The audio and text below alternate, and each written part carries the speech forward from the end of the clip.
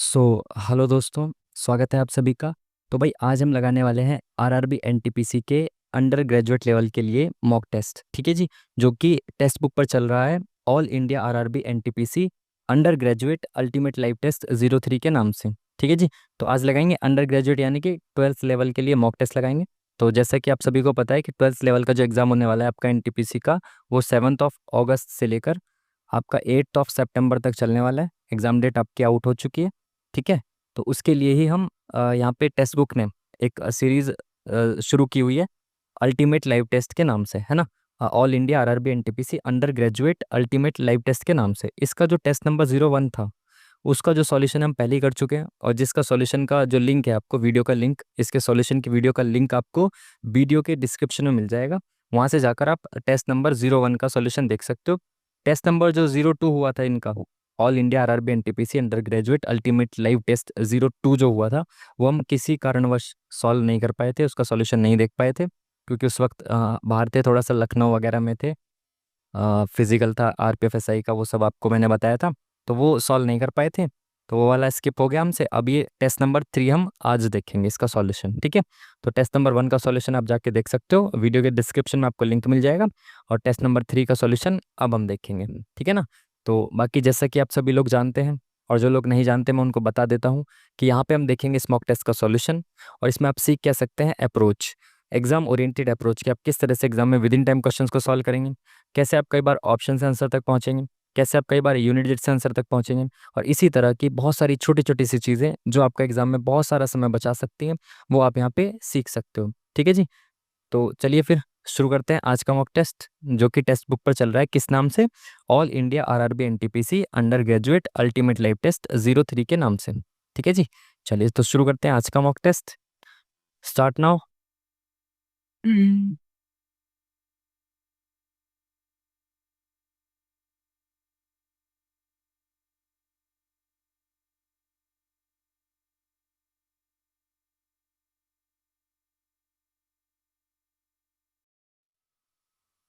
चलिए, तो first of all मैं, अच्छा फर्स्ट ऑफ ऑल का आज कुछ काम नहीं है, वो एक आदत पड़ गई ना, जो नकली वाला मार्कर था, तो उसको यूज़ करते तो पहले बताना पड़ता था कि भाई यहाँ टाइम पॉज हो जाएगा, क्योंकि मार्कर आएगा तो स्क्रीन पॉज हो जाती है, तो उसकी आदत पड़ी हुई है। बट अब हमारे पास पेन टैब है, तो टाइम चलता रहेगा, कोई इशू नहीं है। ठीक है, बाकी मैंने कोशिश की है इसका थोड़ा फ़ॉन्ट बढ़ाने की, तो फ़ॉन्ट हल्का सा बड़ा किया है, तो बाकी अगर ठीक है तो बताना, या और हल्का फुल्का बड़ा चेंज वेंज करना है कुछ तो बताना आप। ठीक है, तो चलिए फिर पहला क्वेश्चन, अगर आप इंग्लिश में क्वेश्चन को पढ़ना चाहते हो तो इंग्लिश में पॉज करके वीडियो को क्वेश्चन पढ़ सकते हो, हम देखेंगे हिंदी में इसका सॉल्यूशन। ठीक है, तो पहला क्वेश्चन क्या है, भारत का चुनाव आयोग ईसीआई देश में स्वतंत्र, अब जैसे ही मैंने ईसीआई देखा और नीचे केवल ऑप्शंस दे रखे हैं आर्टिकल में, तो मैं तुरंत इसको क्लिक करके आगे बढ़ जाता एग्जाम में होता तो, बट बाकी आप पढ़ लो। क्या बोला है इसने कि ईसीआई भारत का चुनाव आयोग देश में स्वतंत्र और निष्पक्ष चुनावों का रक्षक है, और भारतीय संविधान में डैश में इसकी स्थापना का प्रावधान है। तो किस में, आर्टिकल नंबर 324 होता है ना चुनाव आयोग का, जिसमें ये नियंत्रण, निर्देशक और ऐसे करके 3 शब्द होते हैं। तो आर्टिकल नंबर 324 मोस्ट इंपॉर्टेंट भी और बहुत फेमस भी, आपको पता ही होना चाहिए। इंग्लिश में पॉज करके क्वेश्चन को पढ़ सकते हो आप। हिंदी में देखेंगे, 3x-1/2x बराबर 8, 9x² प्लस 1/4x² का मान आपको बताना है। देखो जब इस तरह से इस तरह से दिया हो ना क्वेश्चन, तो आपको इसको x - x प्लस 1/x इस फॉर्म में चेंज करना है, x+1/x, x-1/x, इसमें देखने की कोशिश करनी है। जैसे यहाँ पे 3x लिखा है, तो इसका स्क्वायर हो सकता है कि यहाँ पे ये स्क्वायर है, ठीक है, अगर मैं इसको x मान लूँ तो इसका स्क्वायर हो जाएगा, ये 1/x हो गया, तो ये इसका स्क्वायर हो गया। ठीक है, तो इस स्थिति में क्या होता है, अगर आपको x-1/x दिया हुआ है के, तो x+1/x क्या हो जाता है आपका, k² + 2, यही तो हो जाता है। तो इस तरह से आप इसको कर सकते हो। तो छः चौक कह रहा हूँ, 8 × 8 = 64 और +2 = 66। ठीक है, इस फॉर्म में आपको चेंज करना है कि x-1/x, मेरे को एक सेकेंड, अगर ये x 3x है तो यहाँ पे 3x होना चाहिए था ना। ओह सॉरी सॉरी सॉरी, एक सेकेंड, x-1/x की फॉर्म में अब इसको आप नहीं देख सकते, क्योंकि वैल्यूज़ अलग अलग दे रखी है। अगर ये x है 3x, तो यहाँ पे भी तो 3x होना चाहिए था।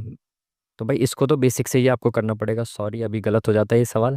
यहाँ पे ये देखो कि इसका स्क्वायर दे रखा है यहाँ पे, और इसका स्क्वायर यहाँ पे दे रखा है। इट मीन्स कि अगर मैं इसका होल स्क्वायर कर दूँ, बेसिक से करते हैं ना, अगर मैं इसका होल स्क्वायर कर दूं 1/2x का होल स्क्वायर कर दूं तो मेरे पास ये चीज़ आ जाएगी ना, क्योंकि ये पहले वाले का स्क्वायर है और ये दूसरे वाले का स्क्वायर है। तो इधर स्क्वायर किया तो इधर भी स्क्वायर करना पड़ेगा, तो ये बराबर क्या आ जाएगा, 8×8 = 64। ठीक है, तो अब इसका स्क्वायर करेंगे कितना आ जाएगा, 3×3 = 9x स्क्वायर प्लस ए स्क्वायर प्लस बी स्क्वायर कितना हो जाएगा, 1/4x स्क्वायर -2ab, तो 2 × ए है आपका 3x इंटू बी क्या है आपका 1/2x। ठीक है, तो x से x कैंसिल, 2 से 2 कैंसिल, तो -3 आ गया बराबर 64। ये -3 इधर जाके +3 हो जाएगा और इसकी वैल्यू क्या आ जाएगी आपकी 64 + 3 67। और अभी हम आंसर गलत कर देते, 66 लगा देते, तो आंसर क्या होगा 67। तो इस चीज़ को आप ध्यान रखना, जल्दीबाजी में गलत मत कर देना इस तरह से। ठीक है, x माइनस 1/x मत समझ लेना इसको, गलत करते करते बच चुके हैं हम। नेक्स्ट क्वेश्चन, इंग्लिश में पढ़ लो पॉज करके आराम से, हिंदी में देखेंगे। दिए गए व्यंजक में ऐसे चिन्हों की संख्या डैश है जिनके ठीक पहले एक संख्या आती है। तो ऐसे साइन देखने जिनके ठीक पहले एक संख्या हो। तो एक साइन ये है, इसके पहले संख्या नहीं है, इसके पहले संख्या है एक, एक एक एक एक एक एक, और कोई भी चिन्ह ऐसा नहीं है जिसके पहले एक संख्या हो। तो एक ही साइन ऐसा है जिसके पहले एक संख्या है, तो option number 20 the correct answer.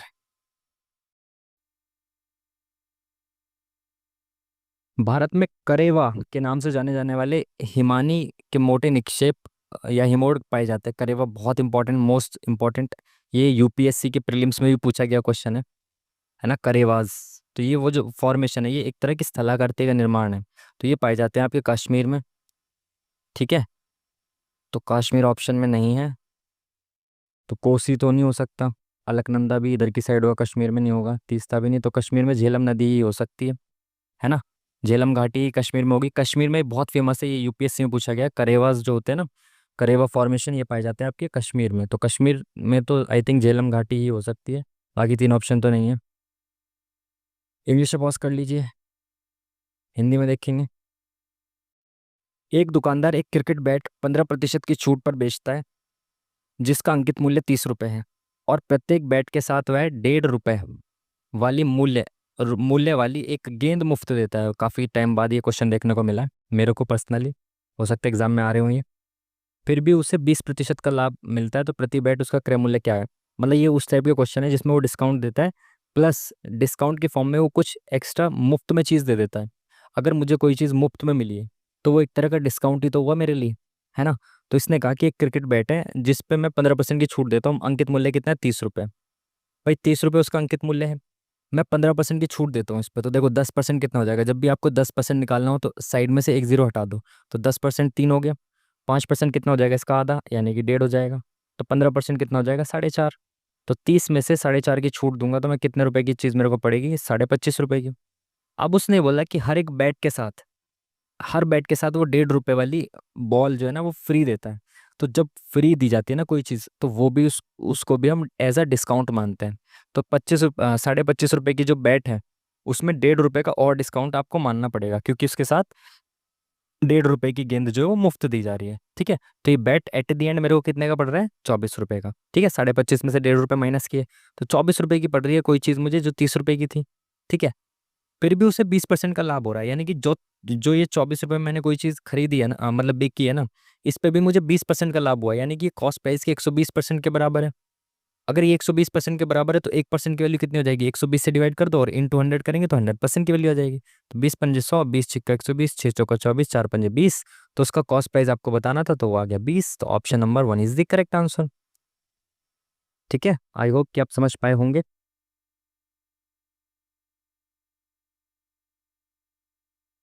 यदि संख्या में प्रत्येक विषम अंक में 2 जोड़ा जाता है और प्रत्येक सम अंक में 1 घटाया जाता है, तो इस प्रकार बनी संख्या में बाएं से दूसरे और दाएं से दूसरे अंक का योग कितना होगा। कई बच्चे क्या करते हैं, इसमें हर एक सम संख्या में 2 जोड़ने लगेंगे, विषम संख्या में 2 जोड़ने लगेंगे और सम में 1 घटाने लगेंगे सारी संख्याओं में। ऐसा नहीं करना होता, सिंपल इसने आसान कर दिया क्वेश्चन।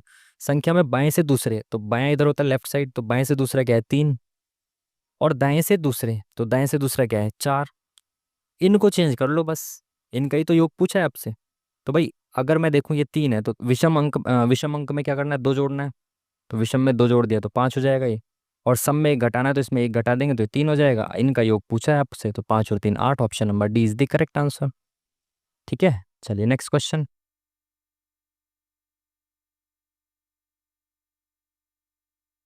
काली मिट्टी में आमतौर पर डैश की कमी होती है। अरे भाई, ये एनसीईआरटी में न जाने कितनी बार आपने प्रैक्टिस किया होगा, जब पढ़ा होगा तो ये वाला चैप्टर।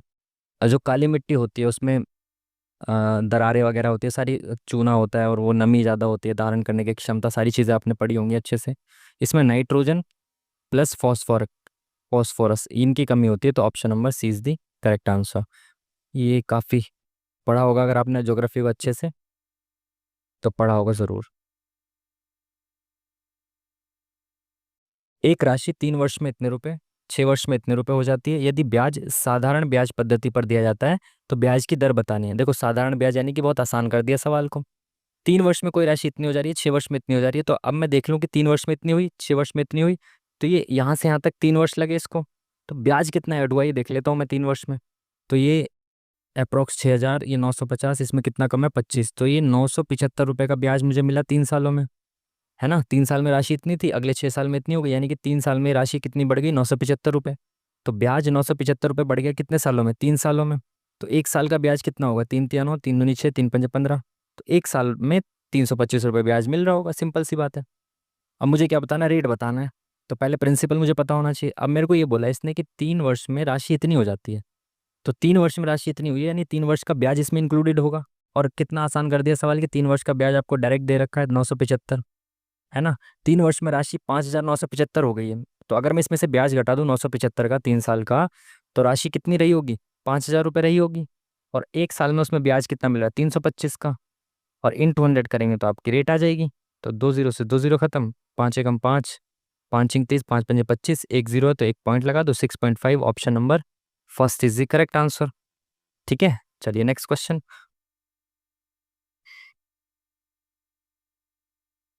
निम्नलिखित में प्रश्न के चिन्ह पर क्या आएगा, ये सब बताना है। प्लस और माइनस को आपस में बदलना है, इंटू और डिवाइड को आपस में बदलना है। इस तरह के क्वेश्चन में आपको करना है क्या, पहले आप डिवाइड, इंटू और डिवाइड को चेंज कर करके सॉल्व कर दो। जैसे इंटू की जगह डिवाइड आएगा, और इंटू की जगह यहाँ डिवाइड आएगा, ठीक है। बाकी सब चीज़ें चेंज करते हुए चलना। तो यहाँ पे क्या आएगा, 20, प्लस की जगह माइनस आ जाएगा 12, माइनस की जगह प्लस आ जाएगा 6, डिवाइड की जगह इंटू आ जाएगा, और यहाँ पे कितना आ जाएगा 6 × 3 = 18, 30, माइनस की जगह प्लस आ जाएगा 4, ठीक है। तो कितना हो गया, 20 में से 12 गया 8, प्लस 6 × 3 = 18, 180, प्लस 4, तो 8 4 12, 192, option number C is the correct answer, ठीक है। एक सेकेंड, नेक्स्ट क्वेश्चन। हर्षवर्धन के शासनकाल में किस चीनी यात्री ने भारत का दौरा किया था। ह से हर्षवर्धन, ह से हुएनसांग। दो फेमस चीनी यात्री थे, एक तो हुएनसांग और एक फाहियान, है ना। तो जो ये था समुद्रगुप्त के ये गुप्त वंश के दौरान आया था, और ये हर्षवर्धन, ह से हुएनसांग, ठीक है। ऐसे याद रखना है आपको, मैंने तो ऐसे याद किया हुआ है। दोनों काफ़ी फेमस थे, तो इसलिए याद रखना है आपको। नेक्स्ट क्वेश्चन, क्या बोला इसने क्वेश्चन में,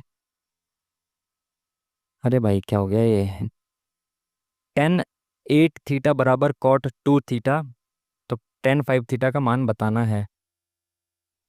आसान सा सवाल है आई थिंक, है ना, कुछ नई चीज़ तो नहीं दे रखी इसमें।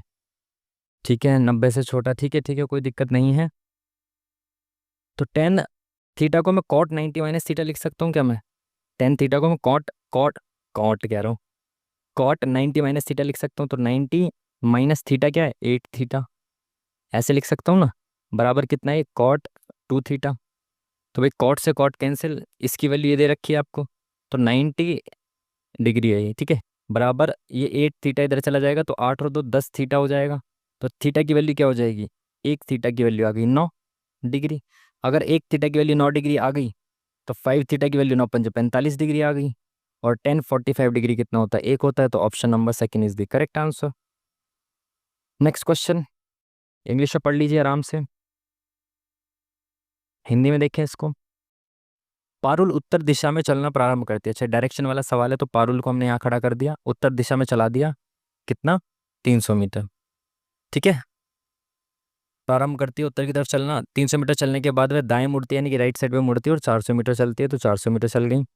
फिर वह दाएं मुड़ती है और 500 मीटर चलती है, तो दाएं मुड़ेंगे इधर, तो 300 मीटर तो यहाँ तक हो गया है, और 200 यहाँ तक हो गया, 500 चलिए ना टोटल। फिर वह बाएं मुड़ती है, तो बाएं मुड़ी और 200 मीटर चली, ठीक है। फिर से वह बाएं मुड़ी, तो दाएं बाएं मुड़ी और 200 मीटर यानी कि इसके जस्ट सामने आ गई 200 मीटर यहाँ पे। अंत में वह बाएं मुड़ती है और 200 मीटर चलते हैं, तो बाएं मुड़ी अगेन ये सामने सामने हो गया ना, ये 200 मीटर, ये भी 200 मीटर, तो यहाँ पे आ गई वापस। पारुल अपने प्रारंभिक स्थान से किस दिशा में और कितनी दूर है? तो यहाँ से वो किस डायरेक्शन में, सीधा की तरफ क्या होता है, ईस्ट होता है।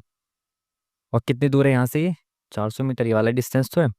तो 400 मीटर पूर्व में, option number C is the correct answer.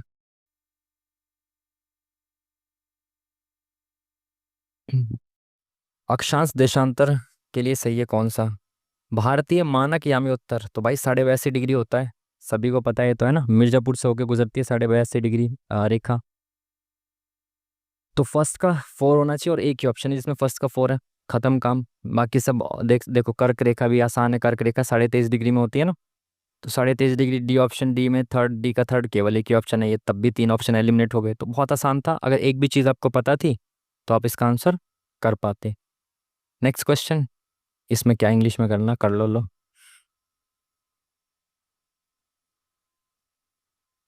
इसको यहाँ रख देते हैं, ठीक है। ये दिया हुआ है, इसका मान आपको बताना है क्या होगा। पावर माइनस में है तो उल्टा हो जाएगा, 1/30 की पावर 5 हो जाएगी, बट नीचे 5 की पावर में चेंज हो सकता है कि 5 × 6 हो जाएगा, 6 से 6 कट जाएगा बिल्कुल। तो आप 30 की पावर -5 को ऐसे भी चेंज कर सकते हो, 6 की पावर -5 इंटू 5 की पावर -5, है ना। ये 6×5 30 की पावर -5 हो जाएगा एट दी एंड, ऐसा ना, मल्टीप्लाई करेंगे तो जब पावर सेम होती है तो बेस की मल्टीप्लाई हो जाती है, पावर उतनी रहती है, ठीक है। ऐसे आप इसको लिख सकते हो, किसको, 30 की पावर -5 को, और इंटू 5 की पावर आपको 12 दिया हुआ है, अपॉन में 625, तो इसको 5 की पावर में चेंज करें तो देखो 25 का स्क्वायर होता है 625, 25 को हम लिख सकते हैं 5 का स्क्वायर और इसका भी स्क्वायर, तो यानी 5 की पावर 4 हो गई, इंटू 6 की पावर -5। देखो 6 की पावर -5 यहाँ पे भी, 6 की पावर -5 यहाँ पे भी है, खत्म खत्म। अब इसमें देखो ये इंटू हो रही है, बेस सेम है, तो पावर ऐड हो जाती है इंटू में, तो 5 में 12 जोड़ेंगे तो कितना हो जाएगा, 5 में 12 जोड़ेंगे, माइनस का 5 है, प्लस का 12 है, तो 7 आ गया, और नीचे कितना है, 5 की पावर 4। जब डिवाइड करते हैं और बेस सेम होता है तो पावर माइनस हो जाती है, ठीक है। जब ए की पावर एन इंटू ए की पावर एन ऐसे करते हैं तो पावर एम प्लस एन हो जाती है, और जब ए की पावर एम डिवाइडेड बाय ए की पावर एन होता है तो पावर माइनस हो जाती है, ठीक है, एम माइनस एन हो जाती है। तो 7 में से 4 गया 3, तो 5 की पावर 3 यानी कि 5 का cube, option number C is the correct answer. Next question, आसान सा सवाल।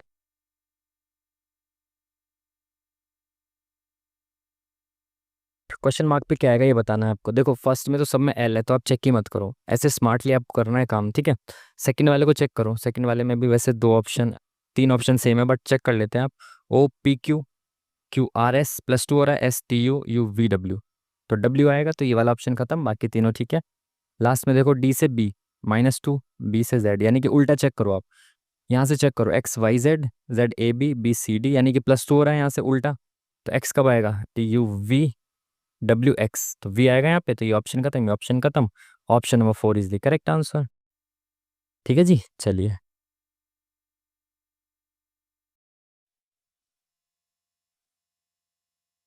पृथ्वी की पपड़ी या परपटी, क्रस्ट की विशेषता नहीं है, ये बताना है कौन सी विशेषता नहीं है। सभी परतों में सबसे पतली होती है, बिल्कुल सही बात है। सिलिका एल्यूमिनियम से महाद्वीपीय स्थलों के प्रमुख घटक है, सिलिका एल्यूमिनियम महाद्वीप, ठीक है, महाद्वीप की जो होती है वो सीएल से बनी होती है, और जो महासागर वाली होती है वो आपके सीएम से बनी होती है ना, सीमा से, ठीक है, ये भी ठीक है। 84% आयतन क्रस्ट से निर्मित होता है, ये तो बहुत गलत बात है भाई, ये तो बहुत छोटा सा पार्ट है ना, ऊपर की बहुत पतली सी परत है, सबसे पतली है, तो 84% तो नहीं होना चाहिए, यही गलत होना चाहिए, नहीं पूछा है, तो option number C is the correct answer. Next question,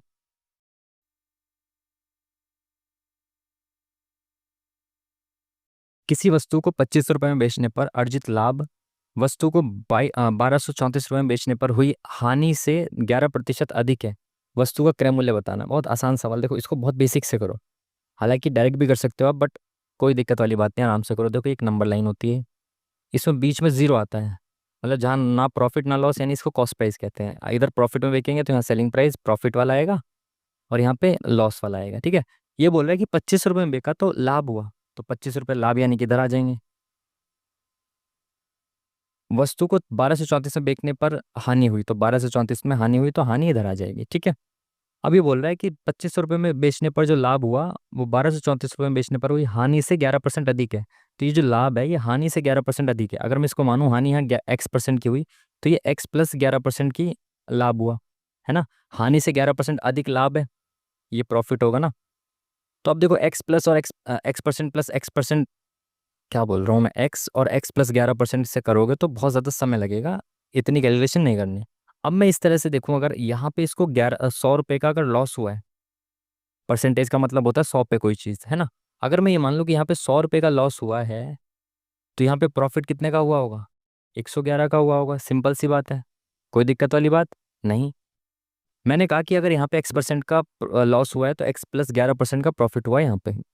अब देखो यहाँ से यहाँ तक की दूरी देखो कितनी है, यहाँ से यहाँ तक की दूरी देखेंगे आप, तो 1234 से आपको 2500 तक जाना है, तो 2500 में से 1234 घटाइए, तो 10 में से 6 गया 4, सॉरी 10 में से 4 गया 6, 9 में से 3 गया 6, 2 1, तो 1266। यानी यहाँ से यहाँ तक की जो दूरी है ना टोटल, वो 1266 है। ठीक है, बट एक्चुअली में यहाँ से यहाँ तक का ये जो दे रखा है, इसकी जो वैल्यू दे रखी है 211।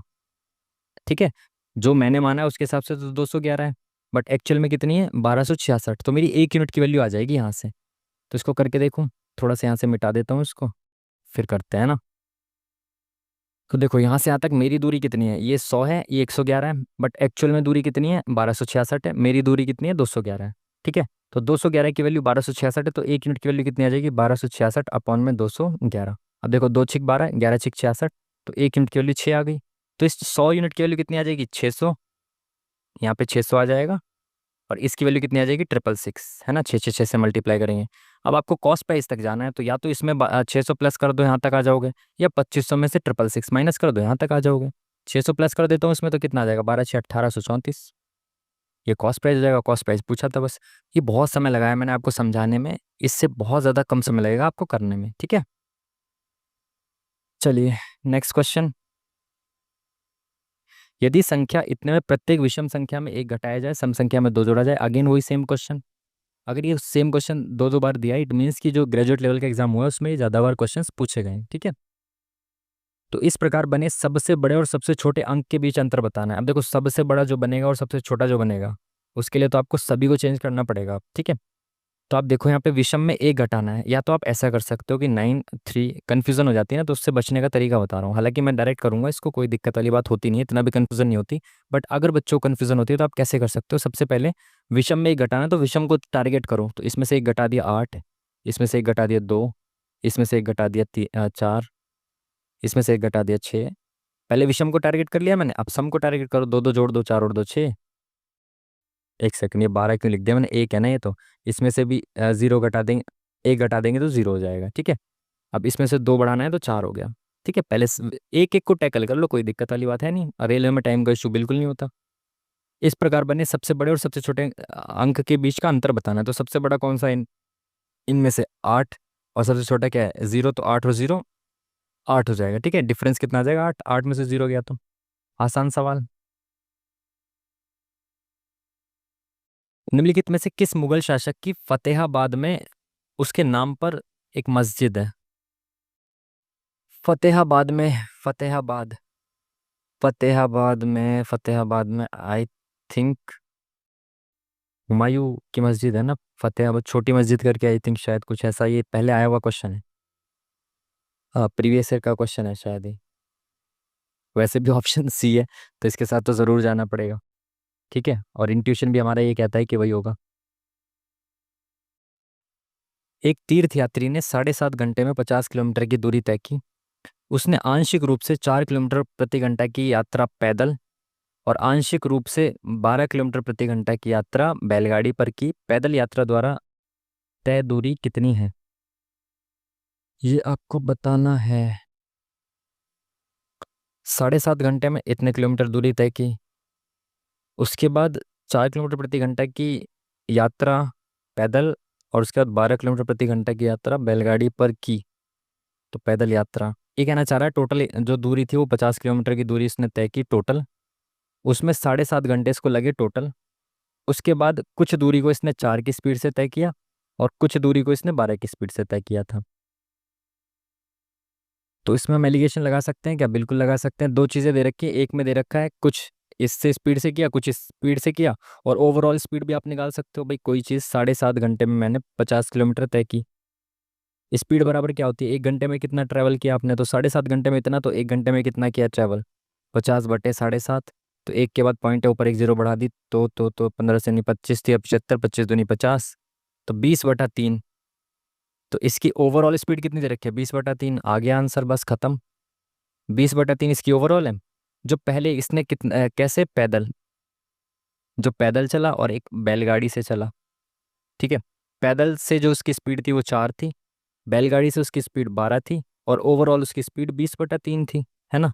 आप क्या करो, ये फ्रैक्शन से 3 हटाना है आपको, तो सभी में 3 से मल्टीप्लाई कर दो। इसमें 3 से मल्टीप्लाई करेंगे हट जाएगा, तो इसमें भी 3 से कर दो, इसमें भी 3 से कर दो, है ना। आसान हो जाएगा। 4 तिया 12, 12 तिया 36, और ये आ गया 20, ठीक है। अब एलिगेशन लगाओ, इसमें से इसको घटाएंगे कितना आएगा? 16, और इसमें से इसको घटाएंगे कितना आएगा? 8। तो 8 एकम 8, 8 दूनी 16। तो जो हमने स्पीड पे एलिगेशन लगाया उससे आएगा आपके पास टाइम का रेशियो। तो पैदल में 2 टाइम लगेगा, तो बैलगाड़ी को 1 टाइम लगेगा, और टोटल ओवरऑल हमारे पास टाइम हमें कितना लग रहा था? ओवरऑल 7.5 घंटे लग रहा था, बट यहाँ पे ओवरऑल टाइम कितना लग रहा है? 3 यूनिट। तो 3 यूनिट की वैल्यू 7.5 है। समझ पा रहे हो ना? पैदल में 2 यूनिट टाइम लग रहा है, बैलगाड़ी में 1 यूनिट टाइम लग रहा है, और ओवरऑल टाइम कितना हो गया? 3 यूनिट। बट एक्चुअली में ओवरऑल टाइम है 7.5 घंटे। तो 3 यूनिट की वैल्यू 7.5 घंटे है, और पूछा क्या है इसने? पैदल यात्रा। तो पैदल यात्रा में समय लग रहा है 2 यूनिट, तो 3 यूनिट की वैल्यू 7.5 है, यानी कि 1 यूनिट की वैल्यू 2.5 हो गई, और 2 यूनिट की वैल्यू होगी 5।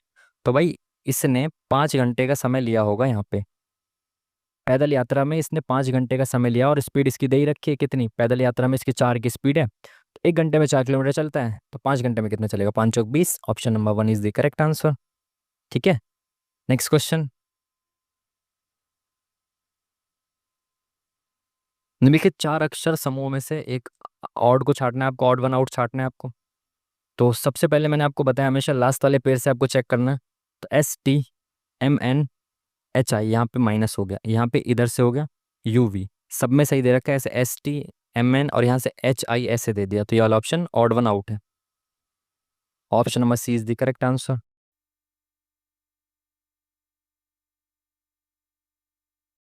विद्युत परिपथ को तोड़ने या उसे पूरा करने के लिए किस उपकरण का प्रयोग किया जाता है? विद्युत परिपथ को तोड़ने या उसे पूरा करने के लिए, परिपथ को तोड़ना है या पूरा करना है, तो उसे पूरा कौन बनाता है भाई? स्विच ही बनाएगा ना। स्विच को अगर बंद कर देंगे तो हट जाएगा वो, और उसको चालू कर देंगे तो चल जाएगा वो। तो आई थिंक ये होना चाहिए।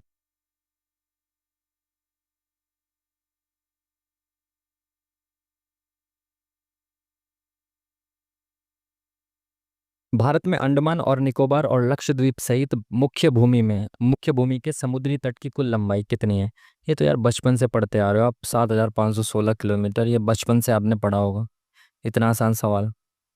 बचपन इन द सेंस की छठी सातवीं क्लास से ज्योग्राफी में आप ये पढ़ना शुरू कर देते हैं, ठीक है। तो option number C is the correct answer. Next question. एक लंबवृत्तीय बेलन के आधार की परिधि इतनी है, इसका आयतन इतना है, बेलन का वक्र पृष्ठीय क्षेत्रफल क्या है ये बताना है। चलो भाई करना शुरू कर दो। आधार की परिधि दे रखी है, तो भाई पाई बराबर 3.14 लेना है, याद रखना है आपको, ठीक है। तो परिधि क्या होती है? 2 × पाई × R, बराबर आपको दिया है 62.8। तो ये कितना हो जाएगा? 3 दूनी 6, 628, तो यही हो गया है। बराबर इंटू आर बराबर, आर बराबर कितना आ जाएगा? 62.8 है, अपॉन में 6.28 है ना। यहाँ पे 2 के बाद पॉइंट है, ऊपर 1 के बाद पॉइंट है, तो ये 1 0 बढ़ा दो, 2 2 के बाद पॉइंट हो गया, ये इससे खत्म। तो रेडियस कितनी आ गई? 10 आ गई, ठीक है। तो आपकी रेडियस आ गई 10। अब आयतन दिया है किसका? बेलन का। तो आयतन क्या होता है? पाई R²H, तो पाई इंटू R² और इंटू H बराबर, H नहीं दिया हुआ ना, 8792। तो भाई 2 के बाद पॉइंट है, तो ऐसे हटाएंगे तो 100 से 100 कट जाएगा, तो H बराबर आ गया आपका 8792 अपॉन में 314, ठीक है। अब बिल्कुल भी गलती मत करना इसको सॉल्व करने की, ये चीज़ आपको सीखनी है यहाँ पे, इसको बिल्कुल सॉल्व नहीं करना, ठीक है। क्योंकि आगे भी हमें कुछ निकालना है, तो क्या पता वहाँ पे कट पिट हो जाए। तो अब आगे क्या पूछा है वो देखेंगे हम, ठीक है। यही चीज़ आपको सीखनी है बस। वक्र पृष्ठीय क्षेत्रफल निकालना है, तो बेलन का वक्र पृष्ठीय क्षेत्रफल क्या होता है? 2 पाई RH। तो 2 × पाई इंटू आर कितना है हमारा 10 इंटू एच। अब देखो कट गया ना यहाँ पे, यही चीज़ आपको बताना चाह रहा था मैं। ये 314, ये 314 कट जाएगा ना, बस यही चीज़ सीखनी थी। यहाँ से हटाऊंगा पॉइंट, दो के बाद पॉइंट लग गया। अब यहाँ पे मैं कैलकुलेशन करता कितना ज़्यादा समय बर्बाद होता है ना।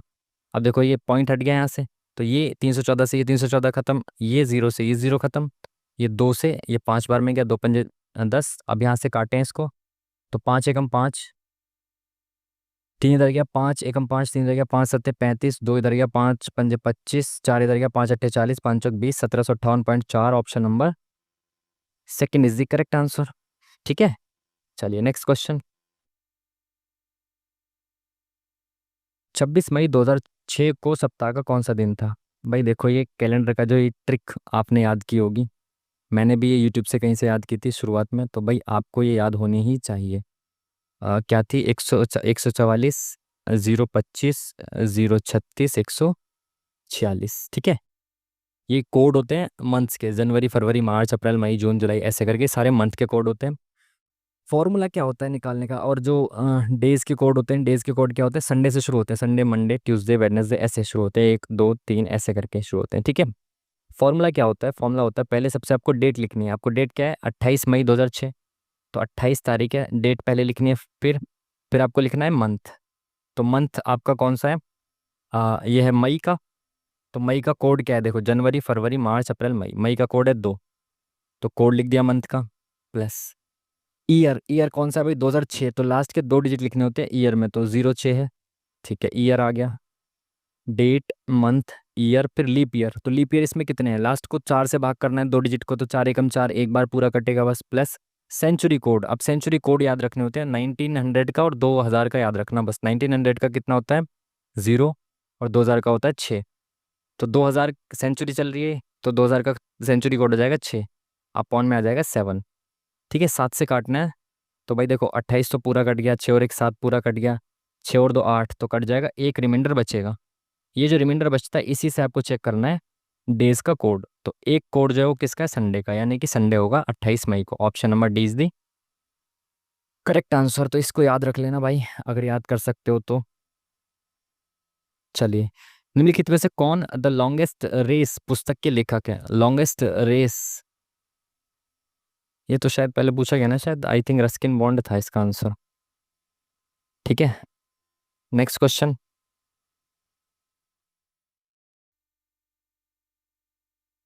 एक आयत की लंबाई में 14.28% की वृद्धि की गई। अब देखो यहाँ पे एक चीज़ मैं आपको बताना चाहता हूँ, हो सकता है आप में से कई लोगों को पता भी हो। जैसे 14.28 लिखा है, इसको फ्रैक्शन में कैसे बदलेंगे? ये 14 है, एक, सॉरी 7 और 14 का कनेक्शन होता है फ्रैक्शन में। जैसे अगर मैं 1/7 लिखता हूँ, तो इसकी वैल्यू क्या आएगी? 7। जिस फ्रैक्शन के नीचे 7 होता है वहाँ पे 14 का मल्टीपल आता है। ठीक है, ऊपर जितनी वैल्यू होती है 14 का उतना ही मल्टीपल आता है। जैसे 1/7 की वैल्यू हो जाएगी 14, और उसका डबल हो जाएगा आगे। ठीक है, अब जैसे फॉर एग्जांपल 2/7, तो नीचे 7 है, यानी कि यहाँ पे आएगा 14 का मल्टीपल, और कौन सा मल्टीपल आएगा? दूसरा, ऊपर जो होगा वो मल्टीपल आएगा। तो 14 दूनी 28, और उसके आगे आएगा इसको डबल। ठीक है, इसी तरह से जैसे मेरे को 3/7 निकालना है, तो नीचे 7 है, तो किसका मल्टीपल आएगा? 14 का मल्टीपल आएगा, और तीसरा मल्टीपल आएगा, यानी कि 14 दूनी 42 पॉइंट, इसका डबल। ऐसे करना है आपको। ठीक है, अब 14 में क्या होता है? 7 का मल्टीपल आता है। जैसे फॉर एग्जाम्पल 1/14 है, तो 7 का मल्टीपल आएगा, और कौन सा आएगा? पहला मल्टीपल आएगा, यानी कि 07.07। और यहीं मैं आपको 2/14 लिखता हूँ, तो यहाँ 7 का मल्टीपल आएगा, और 7 का कौन सा मल्टीपल आएगा? दूसरा मल्टीपल, 7 दूनी 14.28, सॉरी यहाँ पे 14 आएगा, ये डबल करना है ना इसका। ठीक है, तो ये चीज़ आपको याद रखनी है, फ्रैक्शन में 1/7 और 1/14 का ये कनेक्शन होता है। ठीक है, फ्रैक्शन में नीचे अगर 7 है, तो आंसर में इसके 14 का मल्टीपल आएगा, डबल कर देंगे आगे पॉइंट के बाद।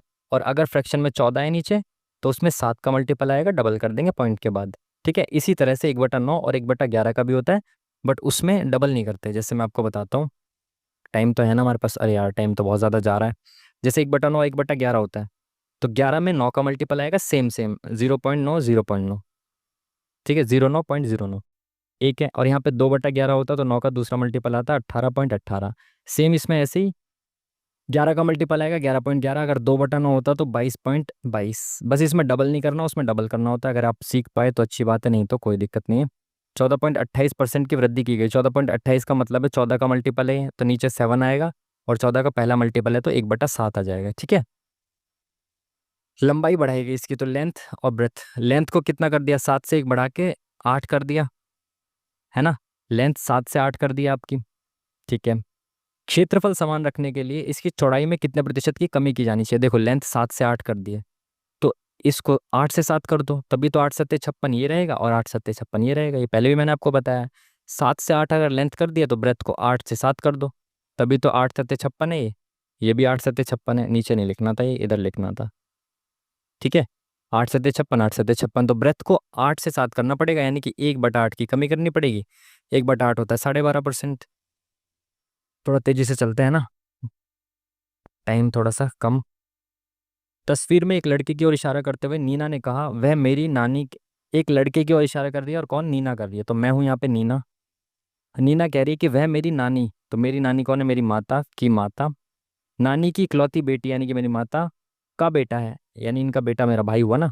नीना उस लड़के से किस प्रकार संबंधित है, बहन हुई इस लड़के की, सिंपल। Next question.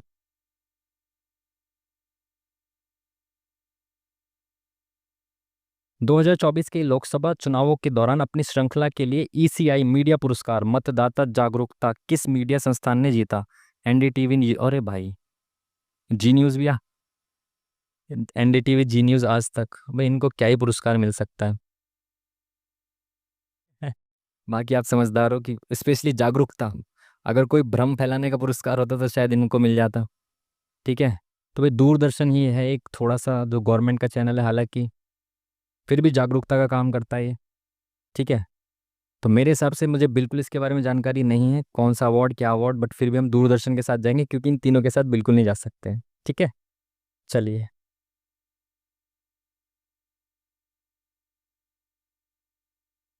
फलीदार फसलों की जड़ों में गांठें होती हैं जहां राइजोबियम बैक्टीरिया वास करते हैं, बिल्कुल। वहां से नाइट्रोजन को स्थिर करते हैं। निम्नलिखित में से किसे फलीदार फसल माना जाना चाहिए। फलीदार फसल दाल होती है भाई, दालों में तो नीचे राइजोबियम बैक्टीरिया होते हैं ना, जो नाइट्रोजन फिक्सेशन का काम करते हैं, है ना, नाइट्रोजन का स्थिरीकरण करते हैं।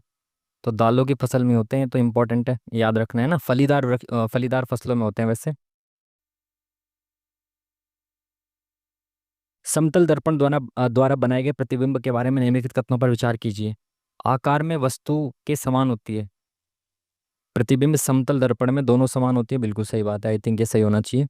प्रतिबिंब और दर्पण के बीच की दूरी दर्पण और वस्तु के बीच की दूरी के बराबर होती है, आई थिंक ये बराबर बराबर ही होते हैं जहाँ तक मैंने पढ़ा है।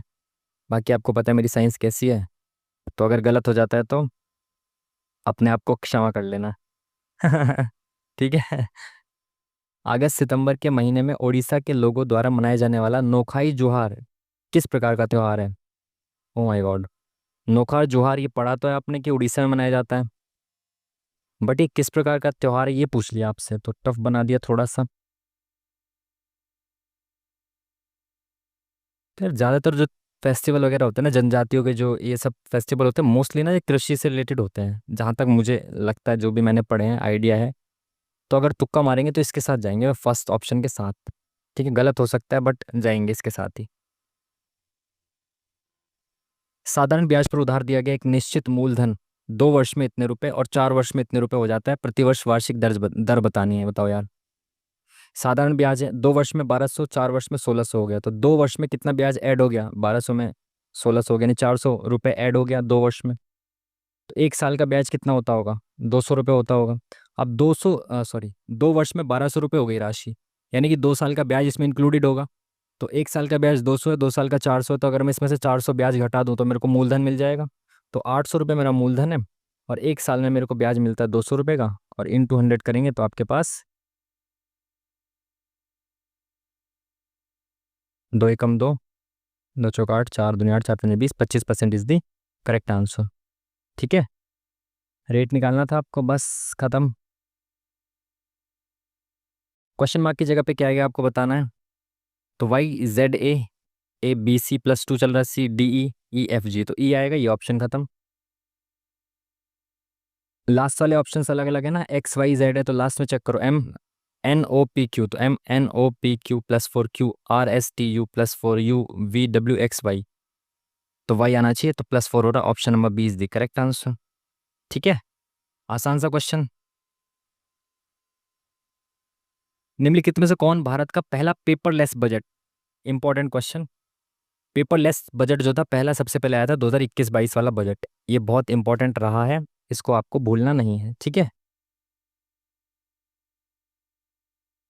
एक्स की वैल्यू दे रखी है, वाई की वैल्यू दे रखी है, ये आपसे पूछा है ए की क्यूब माइनस बी की क्यूब अपॉन में A square minus B square. Identities लगा सकते हो, आइडेंटिटी क्यों लगानी भाई, इतनी कमजोर है क्या आपकी कैलकुलेशन, हटाओ आइडेंटिटी लगानी नहीं, जब इतने छोटी छोटी वैल्यूज तो कैलकुलेशन से कर देते हैं, आइडेंटिटीज से हो जाएगा बट हम नहीं लगा रहे, हम कैलकुलेशन करेंगे जल्दी से जल्दी, देखें। 7 की क्यूब 343 माइनस 2 की क्यूब 8 अपॉन में 7 7 49 माइनस 2 दूनी 4 माइनस 3xy यानी कि 7 दूनी 14 42 अपॉन में x+y यानी कि 9, ठीक है। तो ये 8 गया, कितना बचा, 3 और 5 335 अपॉन में 45 माइनस 42/9, तो 5 से काटेंगे, 5 नहीं 45, 5 6 30 5 7 35, तो 67/9 42/9, 7 में से 2 गया 5 6 में 4 गया 2, 25/9, खत्म। 20-30 सेकंड का सवाल था, option number 1 is the correct answer. सीधा करो ना कैलकुलेशन, क्या दिक्कत है, छोटी छोटी कैलकुलेशन नहीं कर पाओगे आप, कैसे चलेगा काम। ये प्रतीक वगैरह दिए गए हैं। कौन सा अवयव बाएं से 13वें घटक के बाएं से पांचवा है, तो भाई 13 में से 5 गया 8, तो बाएं से 8वां निकालना है आपको, तो 1 2 3 4 5 6 7 8 परसेंटेज, समझ पाए आप बात को। पहले आपको बाएं से 13वें घटक पे जाना था, फिर उसके बाएं से 5वें पे आना था, तो जब पहले आप 13 पे जा रहे हो फिर वापस 5 घटा रहे हो, तो सीधा 13 में से 5 घटा के डायरेक्ट निकालो ना 8वां, ठीक है। तो option number percentage is the correct answer, percentage था ना, 1 2 3 4 5 6 7 8, ठीक है।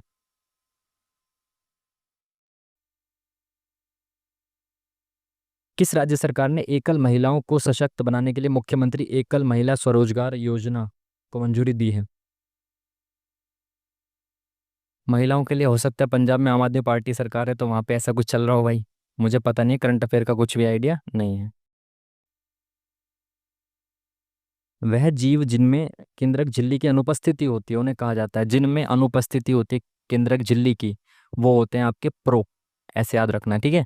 तो प्रोकैरियोटिक, जिसमें झिल्ली नहीं होती, prokaryotic, option number 2 is the correct answer. किसी मूलधन पर 5% प्रतिवर्ष की दर से 2 वर्षों की अवधि में साधारण ब्याज और चक्रवृद्धि ब्याज के बीच का अंतर इतना दे रखा है, मूलधन बताना है, न जाने कितनी बार आ चुका क्वेश्चन। 2 साल के सीआई और एसआई का अंतर दे रखा है आपको, तो आर स्क्वायर अपॉन में 100% आपको बताया हुआ है, नई चीज मतलब एक दूसरे तरीके से कर लेते हैं एक बार। जब 2 साल का सीआई एसआई का अंतर दे रखा हो तो वो बराबर होता है आपका पी का R% का R%, ठीक है, बराबर कितना दिया 11.25, ठीक है। तो परसेंटेज हटाएंगे, अपॉन में 100 अपॉन में 100, ये परसेंटेज खत्म हो गई, तो ये 4 जीरो इधर जाएंगी, कितनी हो जाएगी, मल्टीप्लाई हो जाएंगे 4 जीरो से, तो अपॉन में 2 जीरो से 2 जीरो खत्म, कितना आ गया 11, 25 के बाद 2 जीरो, ठीक है। तो रेट कितना दे रखा है आपको, रेट दे रखा है आपको, रेट कहाँ है भाई, रेट कहाँ है 5%, तो रेट 5 × 5 25 हो गया, ये 25 अपॉन में जाएगा तो कितना हो जाएगा, 25 × 4 = 100, 25 × 5 = 125, 4500, पी की वैल्यू कितनी आ गई 4500, ऑप्शन नंबर, किसी भी मेथड से कर सकते हो, आसान सा सवाल है। तो देखो भाई, यहाँ पे क्या आएगा, क्वेश्चन मार्क की जगह पे ये देखना है आपको, फर्स्ट वाला नहीं आ सकता, एक सर्कल आएगा, यहाँ पे एक सर्कल है बट ये क्रॉस नहीं कर रहा, सेकंड वाला भी नहीं आएगा, थर्ड वाला, फोर्थ वाला भी गलत है, थर्ड आएगा ऑप्शन, ठीक है। चलिए, निम्नलिखित में से किस स्थान पर 7 अगस्त 1905 को स्वदेशी आंदोलन की औपचारिक उद्घोषणा की गई थी, कलकत्ता टाउन हॉल, बिल्कुल सही है, ये एनसीईआरटी पढ़िए, मॉडर्न हिस्ट्री के लिए काफ़ी है, ठीक है। मैंने तो वही पढ़ी थी बस खाली, बिपिन चंद्रा, तो उसमें से क्वेश्चंस देखने को मिलते हैं, हालांकि एसएससी में कुछ फैक्चुअल क्वेश्चंस अलग होते हैं, तो वो काफ़ी इंपॉर्टेंट है, ये सीधा सीधा उसमें दिया हुआ भी है, मेरे नोट्स में भी लिखा हुआ है। बाकी कभी मौका मिलेगा तो वन शॉट बना के आपके साथ सारे सब्जेक्ट्स के नोट्स भी शेयर करेंगे जैसी टाइम मिलेगा। लंबवृत्तीय शंकु के आधार का परिमाप इतना है, शंकु की ऊंचाई इतनी है, शंकु का कुल पृष्ठीय क्षेत्रफल बताना है, तो भाई आधार का परिमाप कितना है 88, तो भाई 2πr कितना होता है, बराबर है आपको 88 दिया हुआ है, तो रेडियस आपको निकालनी है, तो ये इधर चला जाएगा 7 अपॉन में आ जाएगा 44, दूनी 7 दूनी 14, तो रेडियस आ गई आपकी 14, ठीक है। तो रेडियस 14 आ गई, और एच आपको दे रखी है 48, पूछा क्या कुल पृष्ठीय क्षेत्रफल, वो क्या होता है πr, r+l, तो आपको एल निकालनी पड़ेगी, देखो आप शंकु में ऐसे दिया होता है, ये शंकु है आपका, कि ये क्या है, रेडियस है, ये रेडियस कितनी है 14, और ये हाइट कितनी है 48। तो ये आपको निकालनी है, इसको कहते हैं स्लेंट हाइट। ये चीज़ निकालनी है कितनी होगी। इसको ना जब भी ऐसे समकोण त्रिभुज में आपको इस तरह से दिया हो तो इसको शॉर्टेस्ट फॉर्म में ले जाओ। 2 सत्ते 14, 2 दूनी 4, 2 चौक 8, 24 7 और 25 का ट्रिपलेट होता है ना। ट्रिपलेट के मल्टीपल्स भी हमेशा ट्रिपलेट होते हैं, जैसे 7 दूनी 14, 24 दूनी 48, 25 दूनी 50। ठीक है, इनके जो मल्टीपल्स होंगे वो भी ट्रिपलेट होंगे। तो 7 तिया 21, 3 का मल्टीपल 7 तिया 21, 24 तिया 72, 25 तिया 75, ऐसे भी मल्टीपल तीन, मतलब जो इसका मल्टीपल 3 गुना होगा ना, सभी का 3 गुना भी ट्रिपलेट होगा। तो ये 7 24 25 ट्रिपलेट होता है, लेकिन इसका डबल दे रखा है 14, 24 का डबल दे रखा है, तो 25 का भी डबल ट्रिपलेट हो जाएगा क्या, 50। तो अब आपको दिख गया क्या, कि जो स्लेंट हाइट है एल आ गई कितनी है आपकी, 50। तो निकाल दो पाई आर, तो पाई इंटू आर, ब्रैकेट में आर प्लस एल। तो 7 दूनी 14, यहाँ पे 44 गुणा में 64, तो मल्टीप्लाई करेंगे कितना आएगा, 4 चौक 16, 24 और 1 25, तो 256, 256, 6 6 5 11, 5 2 7 और 1 8, 2 8 1 6। वैसे भी यूनिट डिजिट से निकाल सकते थे, 4 चौक 16 एक ही ऑप्शन था। ठीक है। चलिए इसमें देखें भाई, अन्य से अलग बताना है तो भाई और कुछ इसमें यही आकृतियां दे रखी हैं। तो पहली बात तो टोटल आकृतियों को चेक करो, उसके बाद ट्रायंगल्स और इनको चेक करना, किसी न किसी एक संख्या को अलग दिया होगा। जैसे टोटल देखो इसमें कितने, 3 4 3 7, 1 2 3 4 5 6 7 8, 1 2 3 4 5 6 7, 1 2 3 4 5 6 7, बाकी सब में 7 7 आकृतियां, इसमें 8 हैं। तो option number B is the correct answer. ठीक है। भारतीय संगीतकार का नाम एक लघु ग्रह पर रखा गया। अब बताओ, सेम क्वेश्चन रिपीट हो रहे हैं ना। अब इसमें क्या ही आपको देखना है, जसराज। ये पहले भी मॉक टेस्ट में बार बार पूछा गया है इनके द्वारा, सेम क्वेश्चन है। एक नाव 2 घंटे में धारा के अनुकूल 35 किलोमीटर की दूरी तय करती है, धारा के प्रतिकूल 7 घंटे में तय करती है समान दूरी, 7 घंटे में तय करती है। स्थिर जल में नाव की गति, यानी कि आपको एक्स बतानी है। नाव की गति होती है एक्स और धारा की गति होती है वाई। अब इसने ये बोला है कि जो एक नाव 2 घंटे में धारा के अनुकूल 35 किलोमीटर की दूरी तय करती है, धारा के अनुकूल का मतलब होता है डाउन स्ट्रीम, और डाउन स्ट्रीम बराबर होता है x+y। और ये हमेशा याद रखना, स्पीड होती है, डाउन स्ट्रीम क्या है, स्पीड है। और स्पीड हमेशा किलोमीटर प्रति घंटा में लिखी जाती है।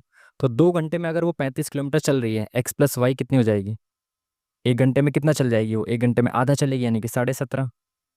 ये डाउन स्ट्रीम हमेशा स्पीड होती है, तो इसको प्रति घंटे में आपको कन्वर्ट करके लिखना है। तो x+y 2 घंटे में 35, तो यानी 1 घंटे में 17.5। धारा के प्रतिकूल 7 घंटे में समान दूरी, यानी 7 घंटे में 35, तो 1 घंटे में 5, तो x-y बराबर 5। तो पूछा क्या, x की वैल्यू पूछे तो y खत्म। तो 2x बराबर कितना आ जाएगा, ये जोड़ देंगे, ये कितना आ जाएगा, तो 0.5 7 5 12, 22.5 आ गया। तो x बराबर कितना आ जाएगा, 1 1 पॉइंट 2 दूनी 4, 2 पंजे 11.5। Option number 1 is the correct answer. Next question.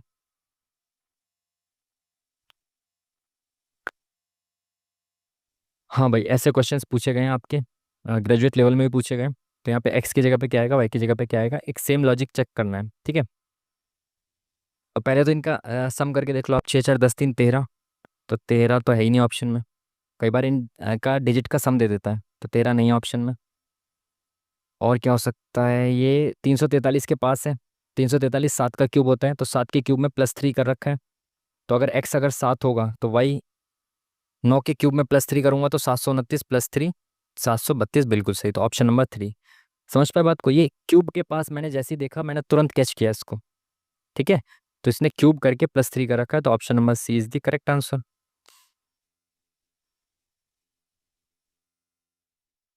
कौन अलीवर्दी खान की मृत्यु के बाद 1756 में बंगाल का नवाब नवाब बना, अलीवर्दी खान का जो बेटा सिराजुद्दौला। Option number D. बहुत इजी क्वेश्चन, आई थिंक ये तो सबने ही पढ़ा होगा। 10 मीटर ऊंचाई वाले एक खंबे की छाया 10√3 मीटर ऊंचाई होती है, सूर्य का उन्नयन कोण क्या है। देखो 10 मीटर ऊंचाई है इसकी, और छाया है 10√3। ठीक है, तो एंगल बताना है आपको कितना होगा। तो भाई लंब बटा आधार क्या होता है, tan थीटा होता है ना। लंब बटा आधार tan थीटा होता है, और ये कितना आ गया, 1/√3। तो tan 30 डिग्री की वैल्यू होती है ना, 1/√3। तो एंगल कितना हो जाएगा, 30 डिग्री हो जाएगा। Option number D is the correct answer. समझ पाए बात को, लंब बटा आधार मैंने रख के चेक कर लिया, जो वैल्यू आ रही थी उसमें से एंगल को मैच कर दिया। इसको ये लिखा जाता है, इसको क्या लिखा जाएगा ये आपको बताना है। तो एफ फर्स्ट से फर्स्ट का लिंक, फिर फर्स्ट से लास्ट का। तो एफ से H, F G H plus 2, R S T you plus 3, आई से एम, आई जे के एल एम प्लस 4, ई, अब ऐसे नहीं लिखे, अब ई को मानो डायरेक्ट 5, और फोर्थ नंबर पे क्या है, जे। तो जे होता है 10, तो 5 में +5 कर दिया, तो यानी पहले +2 फिर 3 फिर 4 ऐसे चल रहा है मामला, फिर 5। तो सी में +2 करेंगे कितना आएगा, सी डी ई। तो ये दो ऑप्शन खत्म। उसके बाद +3 करेंगे तो कितना, A B C D, D आएगा। तो ये वाला ऑप्शन भी खत्म, आगे चेक ही मत करो, एक ही ऑप्शन बचा, एलिमिनेशन से सारे खत्म। नेक्स्ट क्वेश्चन, थोड़ा तेजी से चलते हैं ना, आधा से ज़्यादा टाइम हो चुका और आधे ही क्वेश्चन हुए हैं बस। गणतंत्र दिवस के पहले केंद्र सरकार द्वारा पद्म पुरस्कार 2025 के लिए मरणोपरांत कितने मरणोपरांत पुरस्कार विजेताओं की घोषणा की गई। नो आइडिया भाई, बिल्कुल pure current affair. Next question की तरफ बढ़ेंगे। क्रिकेट में निम्नलिखित में कौन सी क्षेत्र रक्षण स्थिति बल्लेबाज के पीछे होती है। मिड विकेट नहीं भाई, ये तो आगे है। फर्स्ट स्लिप, तो स्लिप पीछे लगी होती है तो स्लिप ही होगी पीछे। मिड ऑफ इधर, आवरण कवर यानी कि कवर भी इधर ही होता है, ये तो सबको पता होगा है ना। दो संख्या 2:3 के अनुपात में है, प्रत्येक संख्या में 7 घटा दिया जाए, तो इसमें भी 7 घटाया, इसमें भी 7 घटाया, तो नई संख्याओं का अनुपात कितना हो गया, 7:11 हो गया। तो छोटी संख्या कौन सी है, तो जब रेशियो ऐसे चेंज होता है तो आपको गैप सेम बनाना होता है। तो एक है इसका गैप, और इसका गैप कितना है, 4 है, तो इनका गैप सेम बना दो। इसका 4 है, इसका भी 4 बना दो, तो 4 से मल्टीप्लाई करेंगे कितना हो जाएगा, 4 दूनी 8, और ये कितना हो जाएगा, 4 तिया 12। तो ये 8 और 12, और ये 7 और 11, यहाँ से यहाँ कितनी कमी हुई, 1 यूनिट की। यहाँ से यहाँ भी 1 यूनिट की कमी हुई, और एक्चुअल में कितनी हुई, 7। तो 1 यूनिट की वैल्यू 7 है। पूछा गया छोटी संख्या, तो ये 8 हो गई छोटी संख्या, तो 7 अट्टे 56। ठीक है, 1 यूनिट की वैल्यू 7 आई थी, और 8 यूनिट की वैल्यू 56 हो गई। ठीक है, चलिए। ABCDEF 6 व्यक्ति हैं, 6 मंजिला इमारत पर रहते हैं, प्रत्येक व्यक्ति अलग अलग मंजिल पर रहता है। निचली मंजिल की संख्या 1 है, ऊपरी 2, इसी प्रकार आगे आगे। ठीक है, तो ऐसे है 1 2 3 4 5 6। ठीक है, F मंजिल संख्या 3 पर रहता है, तो 3 पर कौन रहता है, F रहता है। B और E F के नीचे वाली मंजिल पर रहता है, तो B और E इन नीचे वाली ऊपर रहते हैं। पता नहीं ऊपर नीचे कौन रहता है, बट B और E नीचे रहते हैं। D A के नीचे वाली मंजिल, लेकिन C के ऊपर वाली मंजिल पर रहता है, तो D और A और C, तो नीचे तो कोई नहीं, यानी कि यही 3 होंगे ऊपर। इसने बोला D A के नीचे वाली और C के ऊपर वाली मंजिल पर रहता है, तो D जो है ये C के ऊपर और A के नीचे है, सिंपल। इनमें से कौन सबसे ऊपरी मंजिल पर रहता है, तो A रहता है सबसे ऊपर, तो option number D is the correct answer. ठीक है, चलिए आसान सा सवाल। किस वर्ष में 86वां संविधान संशोधन 11वां मौलिक कर्तव्य जोड़ा गया था भाई। तो 11वां मौलिक कर्तव्य और 86वां संविधान संशोधन बहुत इंपॉर्टेंट है। ठीक है, इसके द्वारा ही आपका आर्टिकल नंबर 21A भी जुड़ा था, राइट टू एजुकेशन। ठीक है, और 11वां मौलिक कर्तव्य भी जुड़ा था, और ये कब हुआ था, 2002 में। ठीक है, चलिए। 248 मीटर लंबी ट्रेन इतने की गति से यात्रा कर रही है, उसी दिशा में 34 किलोमीटर प्रति घंटा की गति से यात्रा कर रही एक्स मीटर लंबी दूसरी ट्रेन को पार करने में 30 सेकंड का समय लेती है। तो एक्स का मान बताना है। जब कोई ट्रेन ऐसे चल रही है और सेम डायरेक्शन में एक और ट्रेन चल रही है आगे, ठीक है, यहाँ पे एक ट्रेन चल रही है सेम डायरेक्शन में, तो ये इस ट्रेन को कितनी देर में पार करेगी, 30 सेकंड में बता रखा है। जब सेम डायरेक्शन होती है तो स्पीड माइनस हो जाती है, आपको याद रखना है। और ये वाली ट्रेन इस वाली ट्रेन को क्रॉस करने में, पार करने में कितना डिस्टेंस ट्रेवल करेगी, दोनों की लंबाई के बराबर। तो एक की लंबाई है 248, दूसरी की है एक्स। ठीक है, तो लंबाई, सॉरी डिस्टेंस अपॉन में स्पीड होता है टाइम, तो टाइम कितना दे रखा है, 30 सेकंड, और स्पीड कितनी हो जाएगी, माइनस हो जाएगी। तो एक की 88 और एक की कितनी है, 34, तो माइनस करेंगे कितना आएगा, 4 और 5, तो 54 आ गया। ये मीटर में दे रखा है, ये सेकंड में दे रखा है, तो इसको मीटर प्रति सेकंड में बदलेंगे तो 5/18 से मल्टीप्लाई करना पड़ेगा, तो 18 तिया 54, तो 5 तिया 15 आ जाएगा नीचे, ये इधर जाएगा इंटू में 15, तो यहाँ कितना आ गया, 15 तिया 45, 450। ये 248 इधर आ जाएगा, माइनस होगा तो कितना होगा, 250, 200, 202 आ जाएगा। ठीक है, तो एक्स की वैल्यू पूछिए ना, 202, option number C is the correct answer. Next question.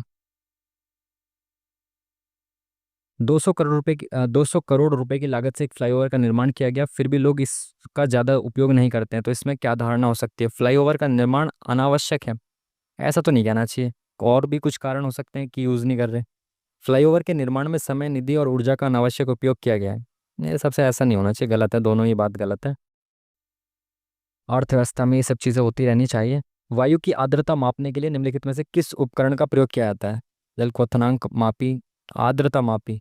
आर्द्रता मापने के लिए तो आर्द्रता मापी होगा ना, ये देखो साइंस की, जो हिंदी में साइंस है ना उसकी अच्छी बात। ठीक है। अच्छा, कोई और उपकरण भी हो सकता है क्या उसका? कभी कुछ और उपकरण हो, वैसे मुझे पता तो है ही नहीं, इसके साथ ही जाते हैं फिर भी।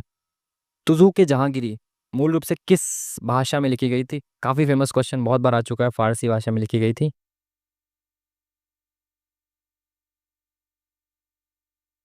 त्रिभुज एबीसी में कौन बीएसी का समद्विभाजक भुजा बीसी को डी पर काटता है? भाई देखो, त्रिभुज है कोई एबीसी, ठीक है, ए बी और सी, ये त्रिभुज है। बीएसी का समद्विभाजक, बीएसी यानी इसका समद्विभाजक है कोई त्रिभुज, सॉरी इस एंगल का समद्विभाजक है जो डी पर काटता है बीसी को। ए बी बराबर 10, ए सी बराबर 14, तो बी डी और डी सी का रेशियो क्या हो जाएगा? 5:7। क्यों? जब ये कौन समद्विभाजक होता है ना, ये जो कौन समद्विभाजक होता है, तो इसके बगल वाली जो साइड्स होती हैं जिस रेशियो में होती हैं, ये उसको उसी रेशियो में काटता है जिस भुजा पे ये पड़ता है। यहाँ से कौन का समद्विभाजक निकाला हमने, तो ये इस भुजा को उसी रेशियो में डिवाइड करेगा जो इसके बगल वाली भुजाओं का रेशियो होगा। तो 5:7, तो ये भी 5:7 में डिवाइड होंगी। तो option number 20 the correct answer. A B C B D D C पूछा था ना, 5:7 हो जाएगा, ठीक है। हम्म, ये सब बताना है भाई, कौन सा कथन सही नहीं है, तो डायग्राम बना लो इसका पहले जल्दी से। तो डी प्लस ई, ए प्लस बी का मतलब ए बी की पुत्री है, तो डी जो है ये पुत्री है किसकी? ई की। अगेन ई प्लस एफ, तो ई भी पुत्री है किसकी? एफ की। सेम चीज।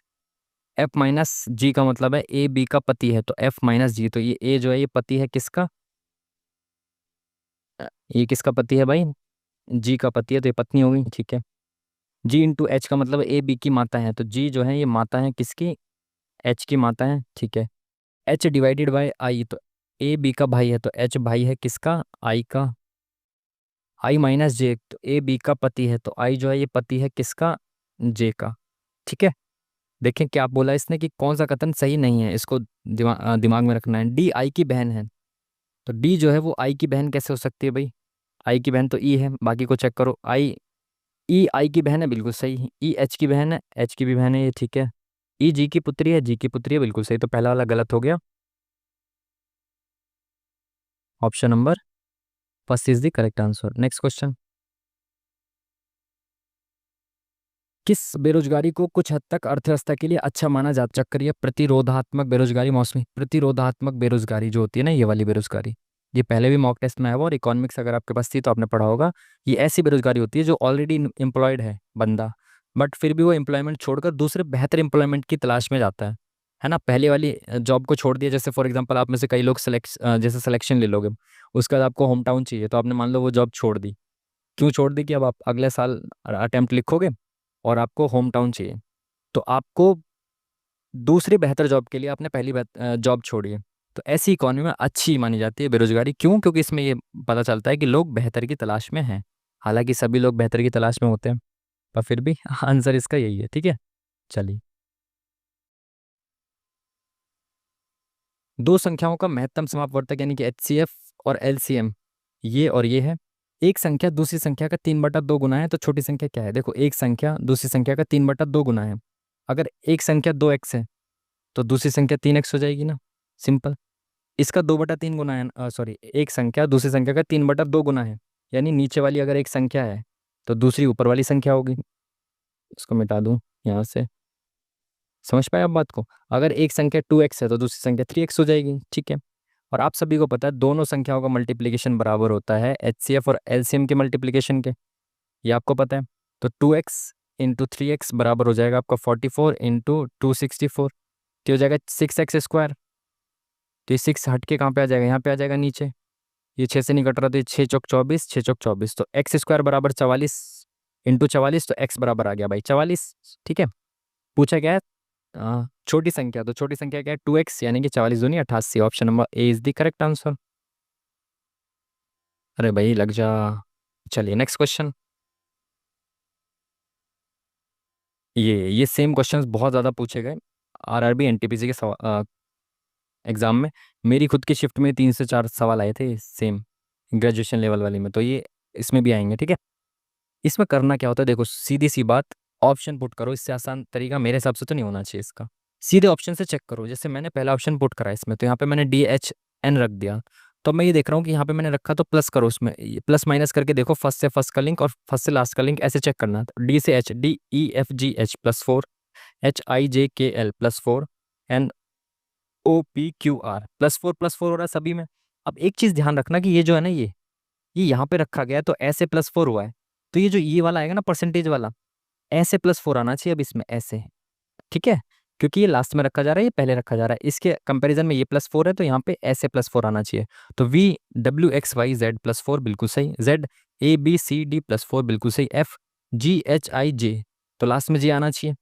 यहाँ पे आई है तो ये गलत हो गया। अब देखो, ये सेकंड ऑप्शन को दोबारा से पुट नहीं करना। सबसे पहले आपको देखना है कि इस लॉजिक से आसपास ऑप्शन कौन सा है। जैसे ये वाला ऑप्शन आसपास दिख रहा है DHN, यहाँ पे ZD और यहाँ J दिख रहा है ना, और J हमें चाहिए था। ZD तक तो हमारा लॉजिक सही था, बट यहाँ पे I की जगह J आना था, तो मेरे को दिख गया तीसरे ऑप्शन में। अब मुझे ऑप्शन ही पुट करने की जरूरत नहीं है। समझ पाए बात को? ऐसे आपको करना था ये। तो option number C is the correct answer. Option he put करना है इस सवाल में, और दूसरा तरीका मेरे हिसाब से तो काफी लेंदी होगा, होगा भी। तो कौन भारत और विश्व का एकमात्र तैरता हुआ राष्ट्रीय उद्यान, ये न जाने कितनी बार क्वेश्चन आया हुआ है।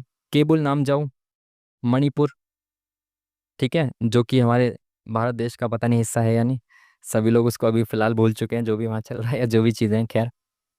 तो केबुल नामजाऊ जो है वो नेशनल पार्क वर्ल्ड का एकमात्र और भारत का भी फ्लोटिंग तैरता हुआ नेशनल पार्क है, ठीक है। चलिए, ए और बी एक व्यापार में साझेदारी में इतने रुपए और इतने रुपए के साथ इन्वेस्ट करते हैं। सी भी 8 महीने बाद इतने रुपए के साथ इन्वेस्टमेंट के साथ जुड़ जाता है भाई, 2 वर्ष बाद। अब यहाँ देखो 1 वर्ष नहीं है, ये यहाँ पे ठीक दे दिया इसने, 2 वर्ष बोल दिया, ठीक है। तो आपको 2 वर्ष के हिसाब से निकालना है, याद रखना। इतने रुपए के लाभ में सी का हिस्सा क्या होगा, देखो भाई, ए, बी और सी।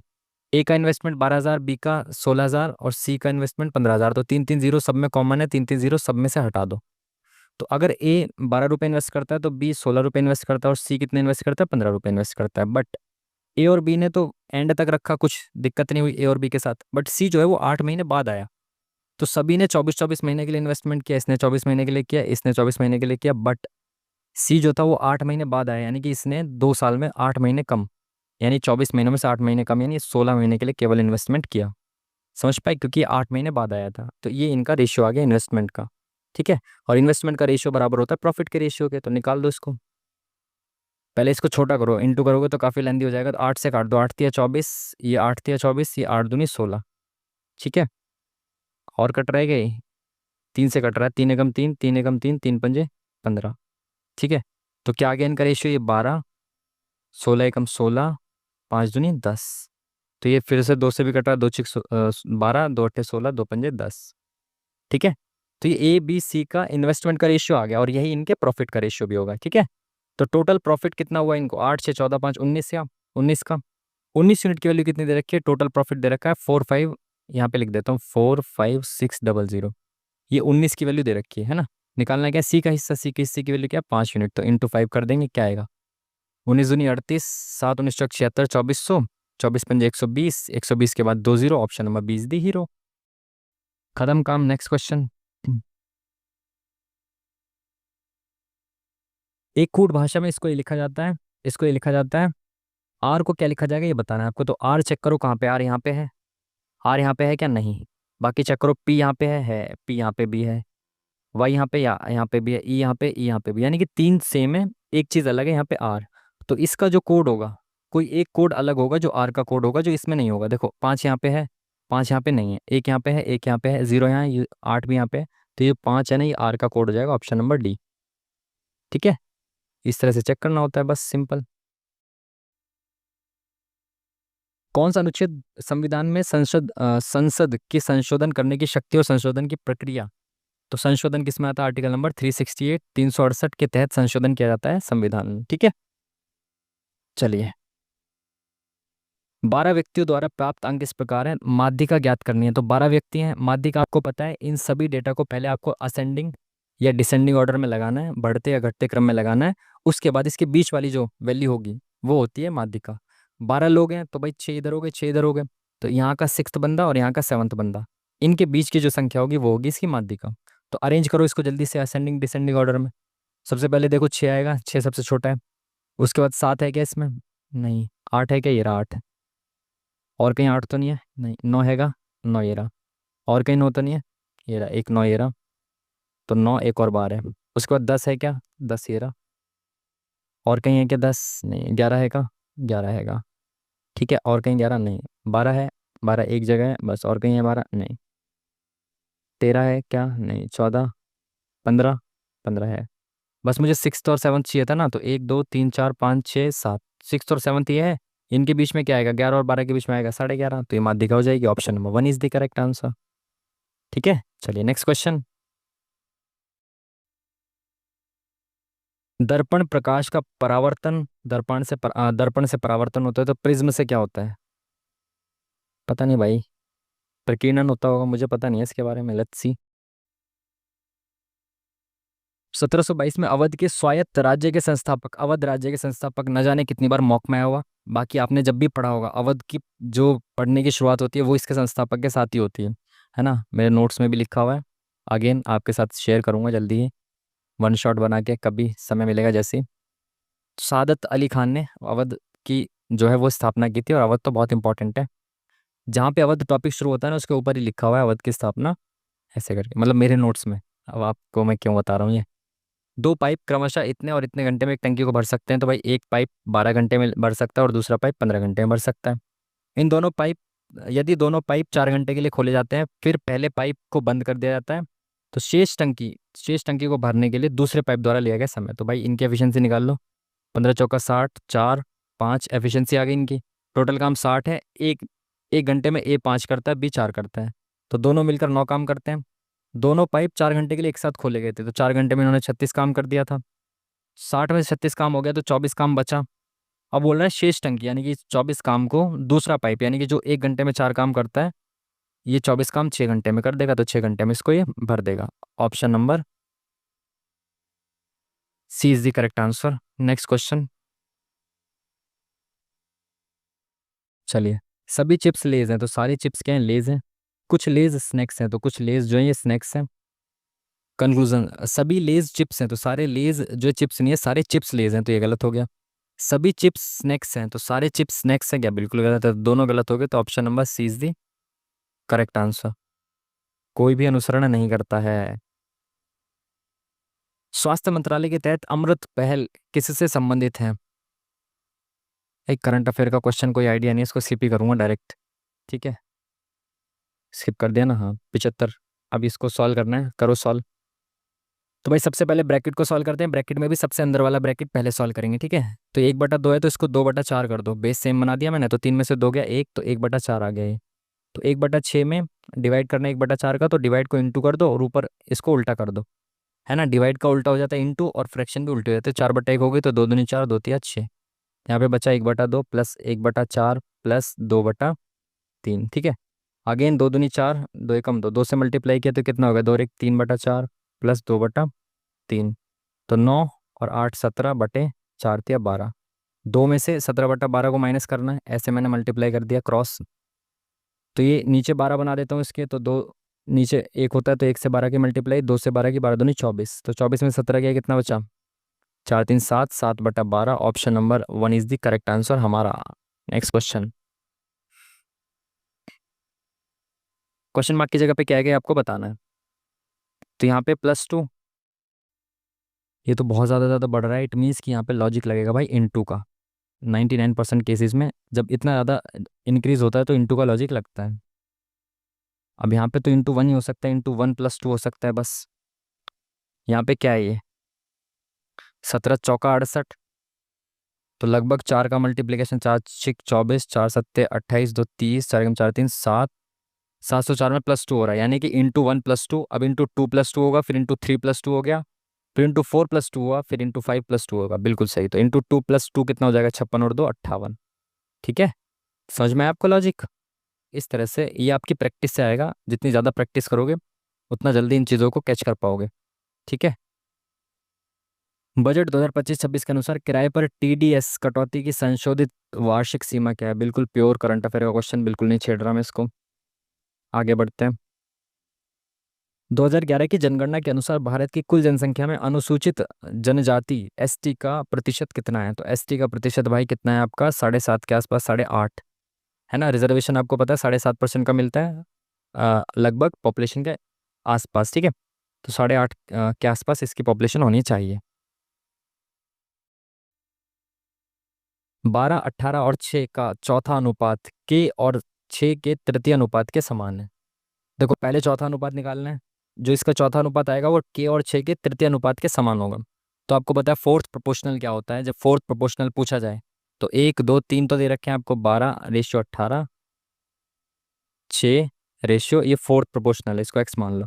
इसकी वैल्यू निकालनी है तो कैसे रखोगे इसको? 12/18 बराबर 6/x। ये देखो 6 दूनी 12 दे रखा है, इंटू 2 दे रखा है, तो ये 18 यहाँ पे 9 होगा, तभी तो इंटू 2 होगा। तो x बराबर 9 आ गया। जैसे ही आपको x बराबर 9 दिखा, ये 9 आ गया, यानी कि जो फोर्थ प्रोपोर्शनल है वो इनका थर्ड प्रोपोर्शनल है, यानी कि k, 6 और 9, ये थर्ड प्रोपोर्शनल आ गया 9। तो आपको पता है जब इस तरह से दिया होता है तो बी स्क्वायर बराबर ए सी होता है, ये आपको मैंने बार बार बताया, बहुत बार बताया। तो बी स्क्वायर यानी कि 6×6 = 36 बराबर ए इंटू सी कितना है? 9 आ गया। तो 9×4 = 36, तो 4 आ जाएगी। के की value option number D is the correct answer. ठीक है, नेक्स्ट क्वेश्चन।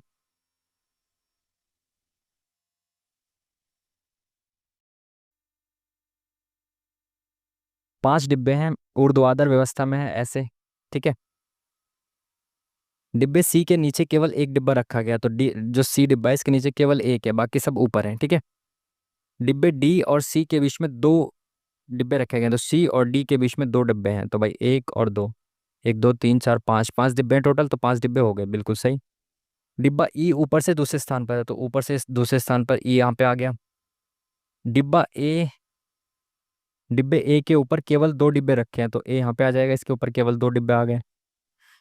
सबसे नीचे कौन सा डिब्बा रखा है? तो सबसे नीचे ए बी रह गया, सी डी ई हो गया, तो बी सबसे नीचे रखा होगा, ठीक है। चलिए, भारत का राष्ट्रीय राजमार्ग नेटवर्क के आकार के मामले में विश्व स्तर पर कौन सा स्थान है भाई? क्या स्थान है इसका?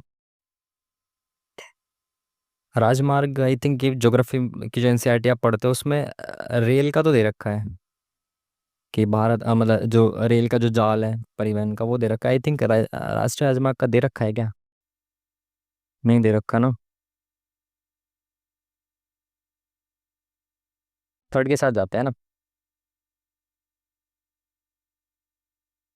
15 पुरुषों का औसत वजन 2 किलोग्राम कम हो जाता है जिन जब उनमें से एक जिसका वजन 70 किलोग्राम है को एक नए व्यक्ति से प्रतिस्थापित कर दिया जाता है। नए व्यक्ति का वजन कितना है?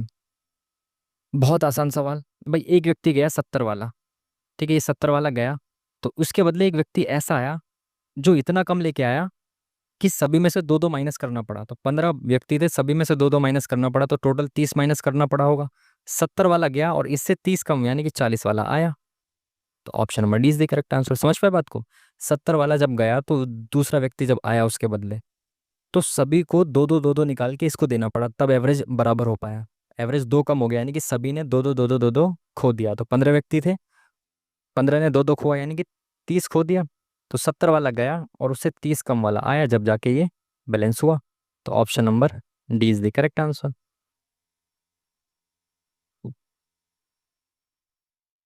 7 मित्र हैं, गोलाकार मेज के चारों ओर, केंद्र के सम्मुख, ये दोनों चीजें देखनी होती है, तो गोलाकार मेज बनाएंगे आज इससे भाई, ठीक है। बन जाएगी ना? हाँ बन गई, गोलाकार मेज बना दी, बढ़िया एकदम, ठीक है।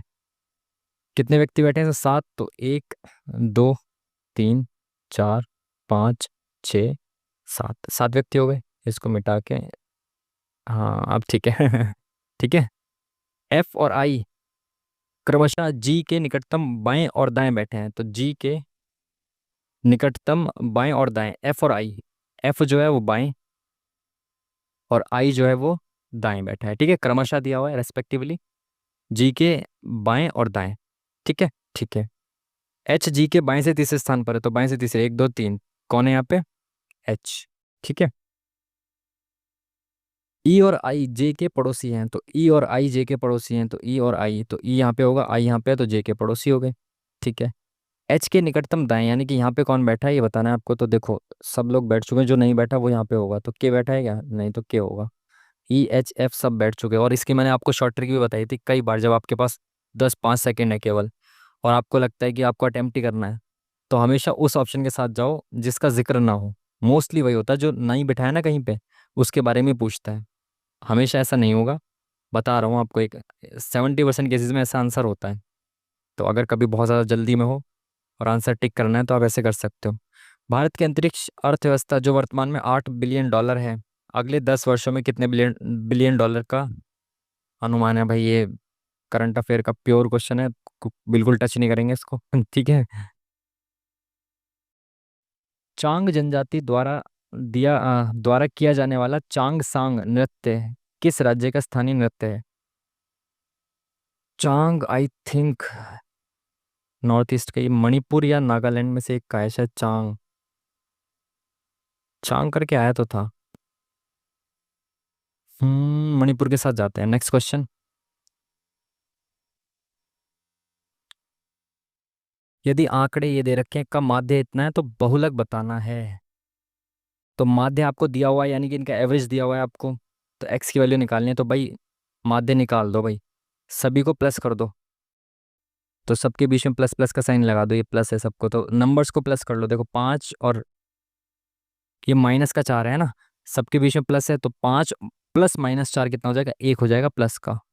ठीक है। 1 और 19 20, और 21 21, 28 और 10 38, 39 और 10 49।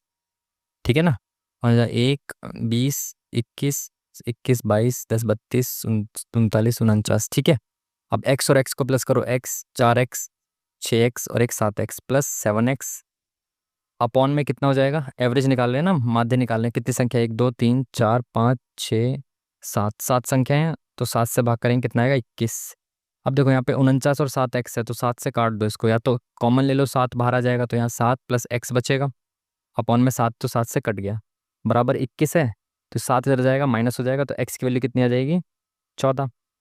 और अगर x की वैल्यू 14 आ गई, x कितना आ गया, 14, तो भाई देखो ये 11 हो गया, ये 17 हो गया, और ये 14 और एक 15 हो गया, 14 × 42 19, और 14 × 28 में से 4 गया 24, 14 और 5 19। अब आपको बहुलक मोड बताना है इसमें, तो 19 दो बार आया हुआ है और कुछ दिख नहीं रहा, तो बहुलक हो गया आपका। Option number second is the correct answer. ठीक है जी। चलिए, इनका लॉजिक चेक करके बताना है, यहाँ पे सेम लॉजिक, तो m से k, तो KLM, तो -2 हो रहा है, MNOZAB, सब में -2 हो रहा है, वही चेक करना है -2 कहाँ पे हो रहा है, तो यहाँ से चेक करो +2। YZAHIJNOPQ, ये नहीं हो सकता। JKLMNONOP, तो ये सेकंड वाला सही है, सब में दो दो का गैप है ना। JKLMNONOP सेकंड वाला is the correct answer. Next question. अच्छा इंग्लिश में सही से पढ़ लो यार, मैं ज़्यादा जल्दी कर रहा हूँ शायद, अभी तो काफ़ी टाइम है, 12 क्वेश्चन 14 मिनट, बहुत टाइम है। वैदिक आर्य सप्त सिंधु नामक क्षेत्र में रहते थे, जिसका अर्थ 7 नदियों द्वारा सिंचित सिंचित क्षेत्र है। 7 नदियों में से एक नदी झेलम है, जिसका प्राचीन नाम क्या है? अच्छा झेलम का आपको प्राचीन नाम बताना है, झेलम नदी का प्राचीन नाम क्या है? काफ़ी टाइम है, आपके साथ डिस्कस कर लेते हैं। जो झेलम है, झेलम अस्किनी किसका होता है? अस्किनी होता है आपका हम्म आंसू के साथ, आंसू, जिसको हमने चुना उसने आंसू दिए, ऐसे करके मैं, मतलब मैंने याद किया हुआ है, अब आप जिसमें जिस मर्जी तरीके से याद रखना। ठीक है। ऐसे याद किया कि जैसे जिसको मैंने चुना उसने आंसू दिए, तो चिनाब जो है वो अस्किनी हो जाएगा। परुषनी, तो पुरुष जो है वो कौन है? रावी। एक बिग मैजिक पे शो आता था, आपने देखा होगा बचपन में, एक बिग मैजिक नाम का जो चैनल था उस पर शो आता था रावी करके, तो वो स्त्री थी, बट उसको पुरुष बन के रहना पड़ता था, ऐसे करके था। तो पुरुषनी रावी, विपाशा व्यास, सीधा सीधा, है ना। तो वितस्ता जो है वो है आपकी झेलम। ठीक है। तो ये आपको सारी चीज़ें बता दी गई हैं। याद रखिएगा। Next question. पिता की वर्तमान आयु उसकी पुत्री की पुत्री से 3 गुनी है। तो पिता की आयु बराबर है 3 गुनी उसकी पुत्री की आयु से। 10 वर्ष बाद उनकी आयु का अनुपात 2:1 हो जाएगा। पुत्री की वर्तमान आयु बतानी है, तो ऐसे क्यों लिखना, आप इसको सीधा रेशियो में कन्वर्ट कर दो ना। अगर मैं इसको पिता और इसको पुत्री मानूं, तो जो पिता की आयु है पुत्री की आयु से 3 गुनी है। अगर पुत्री की आयु 1 है तो पिता की आयु 3 है। ठीक है। 10 वर्ष बाद यानी कि इसमें +10 करने के बाद ये कितनी हो जाएगी इनकी आयु, 2:1 हो जाएगी। अब सेम बनाओ इनको, इसका गैप 1 है, इसका गैप 2 है, तो इसका गैप भी 2 बना दो, इंटू 2 कर दो, तो 2×2 = 4, और यहाँ पे 2 × 1 = 2। तो यहाँ पे कितना यूनिट बढ़ा, 1 यूनिट। यहाँ पे कितना यूनिट बढ़ा, 1 यूनिट। बट एक्चुअली में कितने साल बढ़े, 10 साल। तो 1 यूनिट की वैल्यू 10। पूछा गया पुत्री की वर्तमान आयु, तो पुत्री 1 यूनिट की है, तो 1 यूनिट की वैल्यू 10। तो option number second is the correct answer. Next question.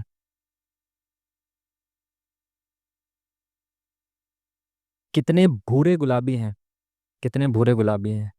तो भूरे होते हैं ब्राउन, पिंक गुलाबी इंग्लिश में देख लो, अगर इंग्लिश में देखना है तो भाई। अगर आपको कन्फ्यूजन ना रखनी है तो how many brown are pink, तो ब्राउन कितने ब्राउन पिंक है भाई। तो एक तो ये पिंक है, ये भी पिंक है, और कहीं है क्या, 7 और 2 9 है जो ब्राउन वो पिंक। सिंपल, आसान सा सवाल। Next question. इंग्लिश में पढ़ लो भाई, अब हिंदी में देखो इसको। अखिल भारतीय मुस्लिम लीग की स्थापना 1906 में कहाँ पे हुई थी भाई, ढाका में। ये तो आंख बंद करके आपको बताना था, और आपने आंख खोल के बताया है। चलिए। 20 महिलाएं एक काम को 16 दिनों में पूरा कर सकती हैं। 16 पुरुष उसी काम को 15 दिनों में पूरा कर सकते हैं। एक पुरुष और एक महिला की दक्षता बतानी है, आसान सवाल। 20 महिलाएं एक कार्य को 16 दिन में कर सकती हैं, तो ये टोटल काम हो गया। बराबर सेम काम 16 पुरुष उसी कार्य को 15 दिनों में कर सकते हैं। एफिशिएंसी निकालनी है आपको इनकी। तो देखो भाई क्या कर सकते हो आप, 16 से तो 16 कैंसिल है ना, ये 16 नीचे जाएगा, डिवाइड में तो कट जाएगा, ये 15 इधर आ जाएगा। तो पूछा गया है, देखना पुरुष और एक महिला, तो पुरुष पहले आएगा, नीचे महिला आएंगी। ठीक है। तो 15 इधर आ गया, तो यहाँ 20 था, नीचे 15 आ गया। ये इंटू में m है, तो यहाँ पे जाएगा तो p के नीचे आ जाएगा। ठीक है। तो 5 थी 15, 5 × 20। पुरुष और महिला की एफिशिएंसी क्या आ गई, 4 और 3। तो 4:3। Option number D is the correct answer. ठीक है।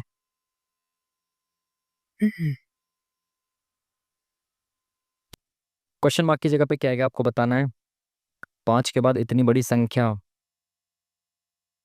तो जब इतनी बड़ी संख्या दे रखी हो तो डायरेक्ट आपको क्या करना है भाई, गैप देखो इनका कितना है, तो 288 है ना, 288 प्लस हो गया।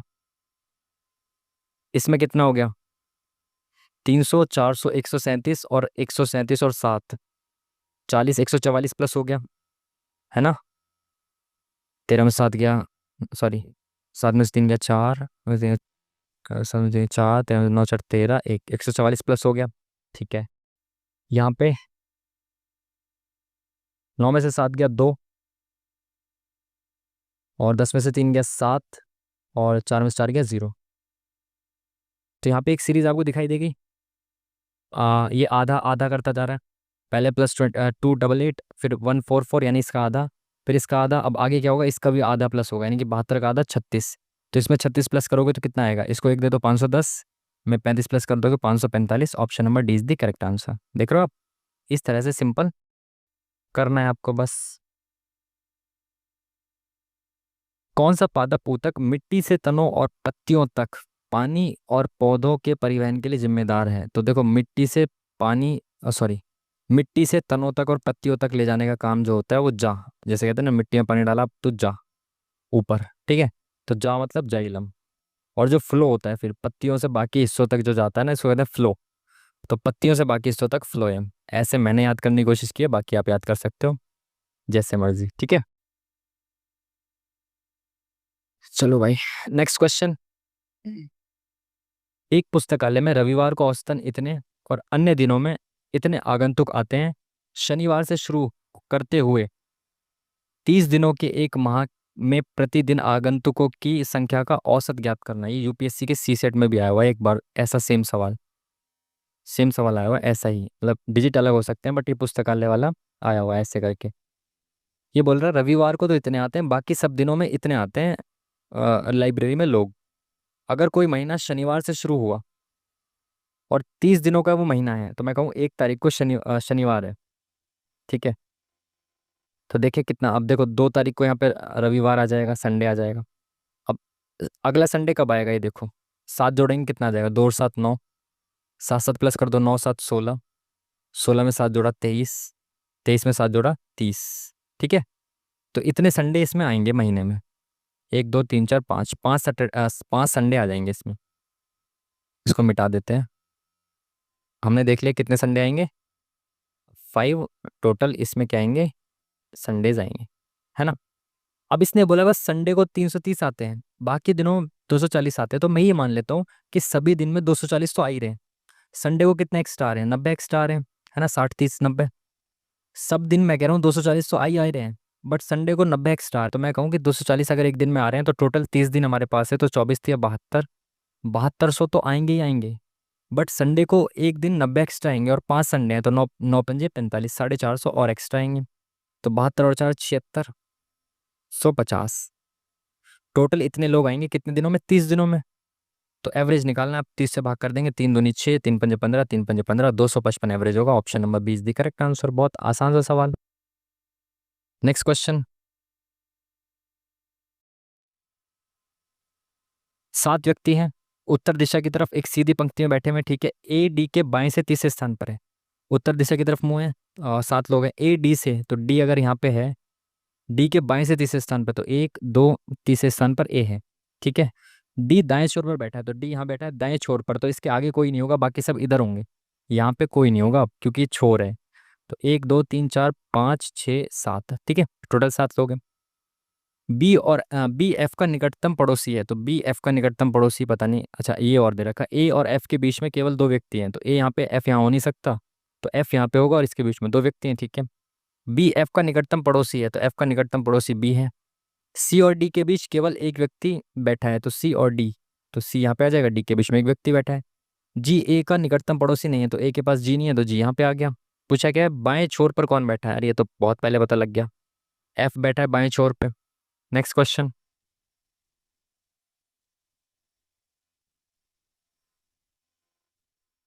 पाइका एक मार्शल लोक नृत्य है किस राज्य का, पाइका, पाइका उड़ीसा का। जो मार्शल आर्ट्स है ना, ये यूपीएससी में पूछी गई है, यूपीएससी की के प्रीलिम्स में भी पूछी गई है ये वाली मार्शल आर्ट्स जो है, तो इसलिए इंपॉर्टेंट है, याद करनी पड़ेगी। अभी तक वो आ रही थी, थांग टा वगैरह आ रही थी ना, तो इसको भी याद कर लेना। पाइका जो है वो कहाँ की है, उड़ीसा की है, उड़ीसा की है ना, हाँ उड़ीसा की है। और पयट्टम कलारी पयट्टू वयट्टू करके जो होती है वो केरल की होती है, ऐसे करके, है ना, याद कर लेना इनको। ए और बी एक कार्य को क्रमशः 4 और 9 दिन में पूरा कर सकते हैं, तो ए 4 दिन में और बी 9 दिन में पूरा कर सकते हैं। यदि वे दोनों बी से प्रारंभ करके एकांतर दिनों में कार्य करते हैं, तो कार्य कितने दिनों में पूरा हो जाएगा, तो एफिशिएंसी निकाल लो पहले इनकी। एलसीएम कितना आ गया, 9 चौक 36, तो 9 चौक 36, 4 नीम 36, ठीक है। ऐसे काम करेंगे, बी से काम शुरू होगा, ठीक है, बी से शुरू होगा काम। अगर बी काम करेगा पहले दिन तो 4 काम कर देगा, फिर अगले दिन ए करेगा, फिर बी करेगा, और फिर ए करेगा, ऐसे काम चलेगा। तो एक स्लॉट में 13 काम हो गया, फिर यहाँ पे 13 काम हो गया, 13 दूनी 26, टोटल काम कितना है, 36 है। तो आप इसको तो आसानी से कर सकते हो, 4 9 4 9, अगले दिन फिर 4 काम करेगा, फिर 9 काम करेगा, तो 9 4 13, 13 दूनी 26, 26 और 4 30, तो 5 दिनों में 30 काम हो जाएगा ये। 1 2 3 4 5 दिनों में 30 काम हो चुका। अब छठे दिन जो है ना वो 6 काम करना है हमें, केवल 6 काम बचा है ना, तो 5 दिन तो पूरे लगेंगे, बट छठे दिन में 9 काम पूरा हो सकता है, बट हमें केवल 6 काम करना है 9 में से। तो 2 और 3 5 सही, 2/3 दिन लगेंगे। Option number 20 the correct answer, ठीक है जी। चलिए नेक्स्ट क्वेश्चन,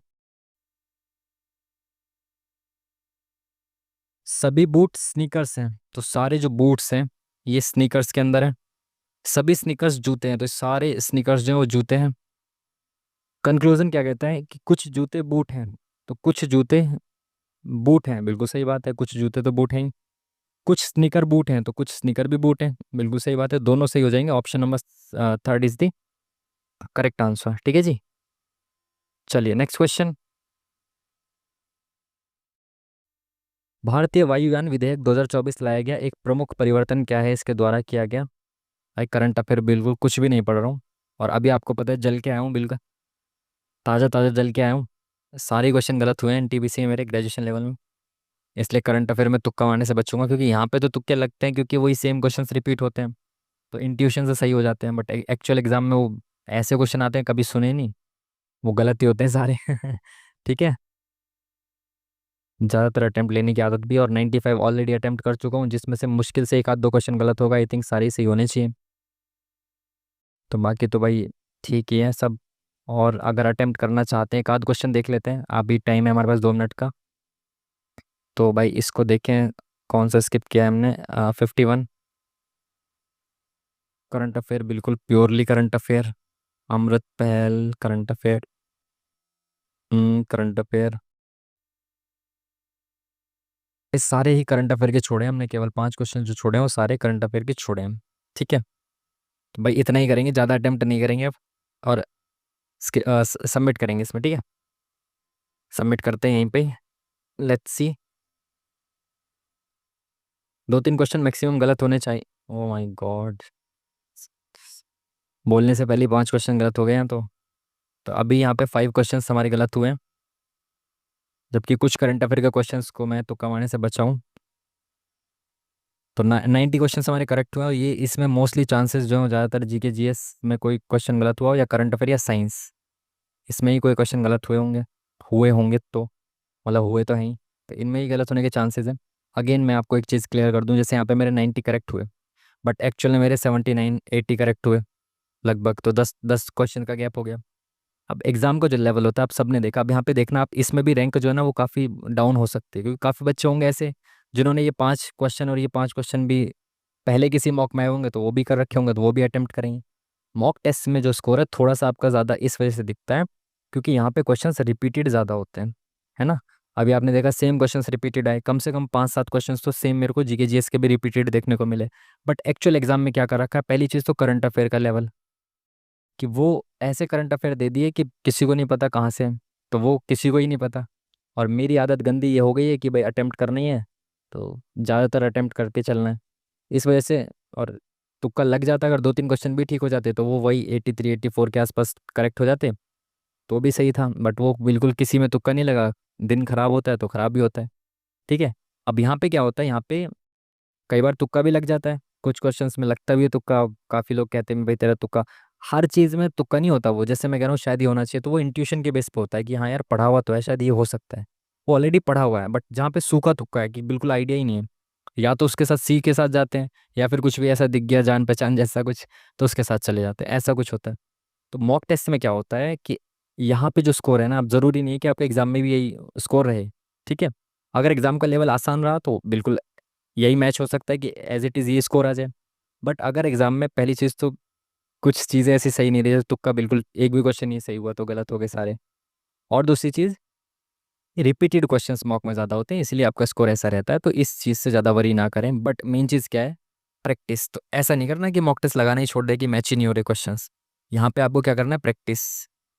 और यहाँ पे ऐसा नहीं है कि क्वेश्चंस, अब देखो मेरे हिसाब से तो मैथ और रीजनिंग का लेवल कुछ अलग मुझे तो दिखता नहीं है, वही सेम क्वेश्चंस जो आप मॉक टेस्ट में लगाते हो या पहले से आपने कोई लगाए हुए हैं पेपर में। क्योंकि ये लोग नए तो बनाते नहीं क्वेश्चन, कि ये बैठ इतना फ्री तो नहीं बैठे हुए कि नए नए क्वेश्चन छाटें, बनाए, आविष्कार करें। सेम ये PYQ के क्वेश्चन उठाते हैं और अलग अलग मॉक में डाल देते हैं इधर उधर करके, यही तो करते होंगे। तो वो सेम PYQ के क्वेश्चन दिख रहे हैं आपको मैथ्स और रीजनिंग में, है ना। अब यहाँ पे ये जीके जीएस में भी यही करते हैं, करंट अफेयर में भी यही करते हैं, बट एक्चुअल एग्जाम में वो थोड़े से नए क्वेश्चंस भी डाल देता है, स्पेशली करंट अफेयर के, तो वो डिफरेंस क्रिएट हो जाता है। ठीक है। तो मैं तो रीजनिंग में मुझे तो लगता नहीं है कुछ अलग उतना रहता है, वही सेम चीज़ें मॉक जैसी है। जीके जीएस में आप कह सकते हैं, बट वही सेम चीज़ जो मैंने आपको बताई, जो चीज़ मैंने आपको बताई कि मैथ रीजनिंग में आपको स्कोप छोड़ना ही नहीं है, 60 मतलब 60। ठीक है, ताकि उसमें 15-17 भी आ जाए, तो आपको ऐसा लगे कि 77 कंपेरेटिवली जो स्कोर बच्चों का रहा, कि भाई 77-78 तो बहुत अच्छा मार्क्स है ना। जीएस में बेशक आपने 17-18 किए, बट फिर भी अच्छे मार्क्स हैं, क्योंकि आपने मैथ और रीजनिंग में बिल्कुल भी छोड़ा नहीं है स्कोर। ठीक है। तो इस पे आपको फोकस रखना है कि मैथ रीजनिंग में एक भी क्वेश्चन आपका गलत नहीं होना चाहिए। ठीक है ना। तो चलो भाई, फिर ये था आज का मॉक टेस्ट। आई होप कि आपने मॉक टेस्ट लगाया होगा, और काफ़ी बच्चे ऐसे होते हैं जिनको ये मॉक टेस्ट मिलता नहीं है, टेक्स्ट बुक में कहाँ मॉक टेस्ट है। तो अगर आपको चाहिए तो मैं इसका टेलीग्राम पर लिंक प्रोवाइड करा दूंगा। ठीक है। अगर आप लोग कहोगे तो मैं प्रोवाइड करा दूंगा। टेलीग्राम चैनल का लिंक आपको वीडियो के डिस्क्रिप्शन में मिल जाएगा, और इस मॉक टेस्ट का लिंक अगर आप कहोगे तो मैं टेलीग्राम पर इसका लिंक प्रोवाइड करा दूंगा। ठीक है, तो चलिए फिर मिलते हैं आपसे नेक्स्ट वीडियो में। तब तक के लिए बढ़िया तरीके से पढ़ाई करते रहिए। 7 अगस्त से आपके एग्ज़ाम शुरू हो जाएंगे, 1 महीना रह गया है, 1 महीने से भी कम। तो बढ़िया तरीके से लगे रहिए पढ़ाई में अच्छे से। ठीक है, रिवीजन करते रहिए, मॉक टेस्ट लगाते रहिए दबा के बढ़िया तरीके से। ठीक है, तो चलिए फिर मिलते हैं आपसे नेक्स्ट वीडियो में। तब तक के लिए थैंक यू वेरी मच। नमस्कार।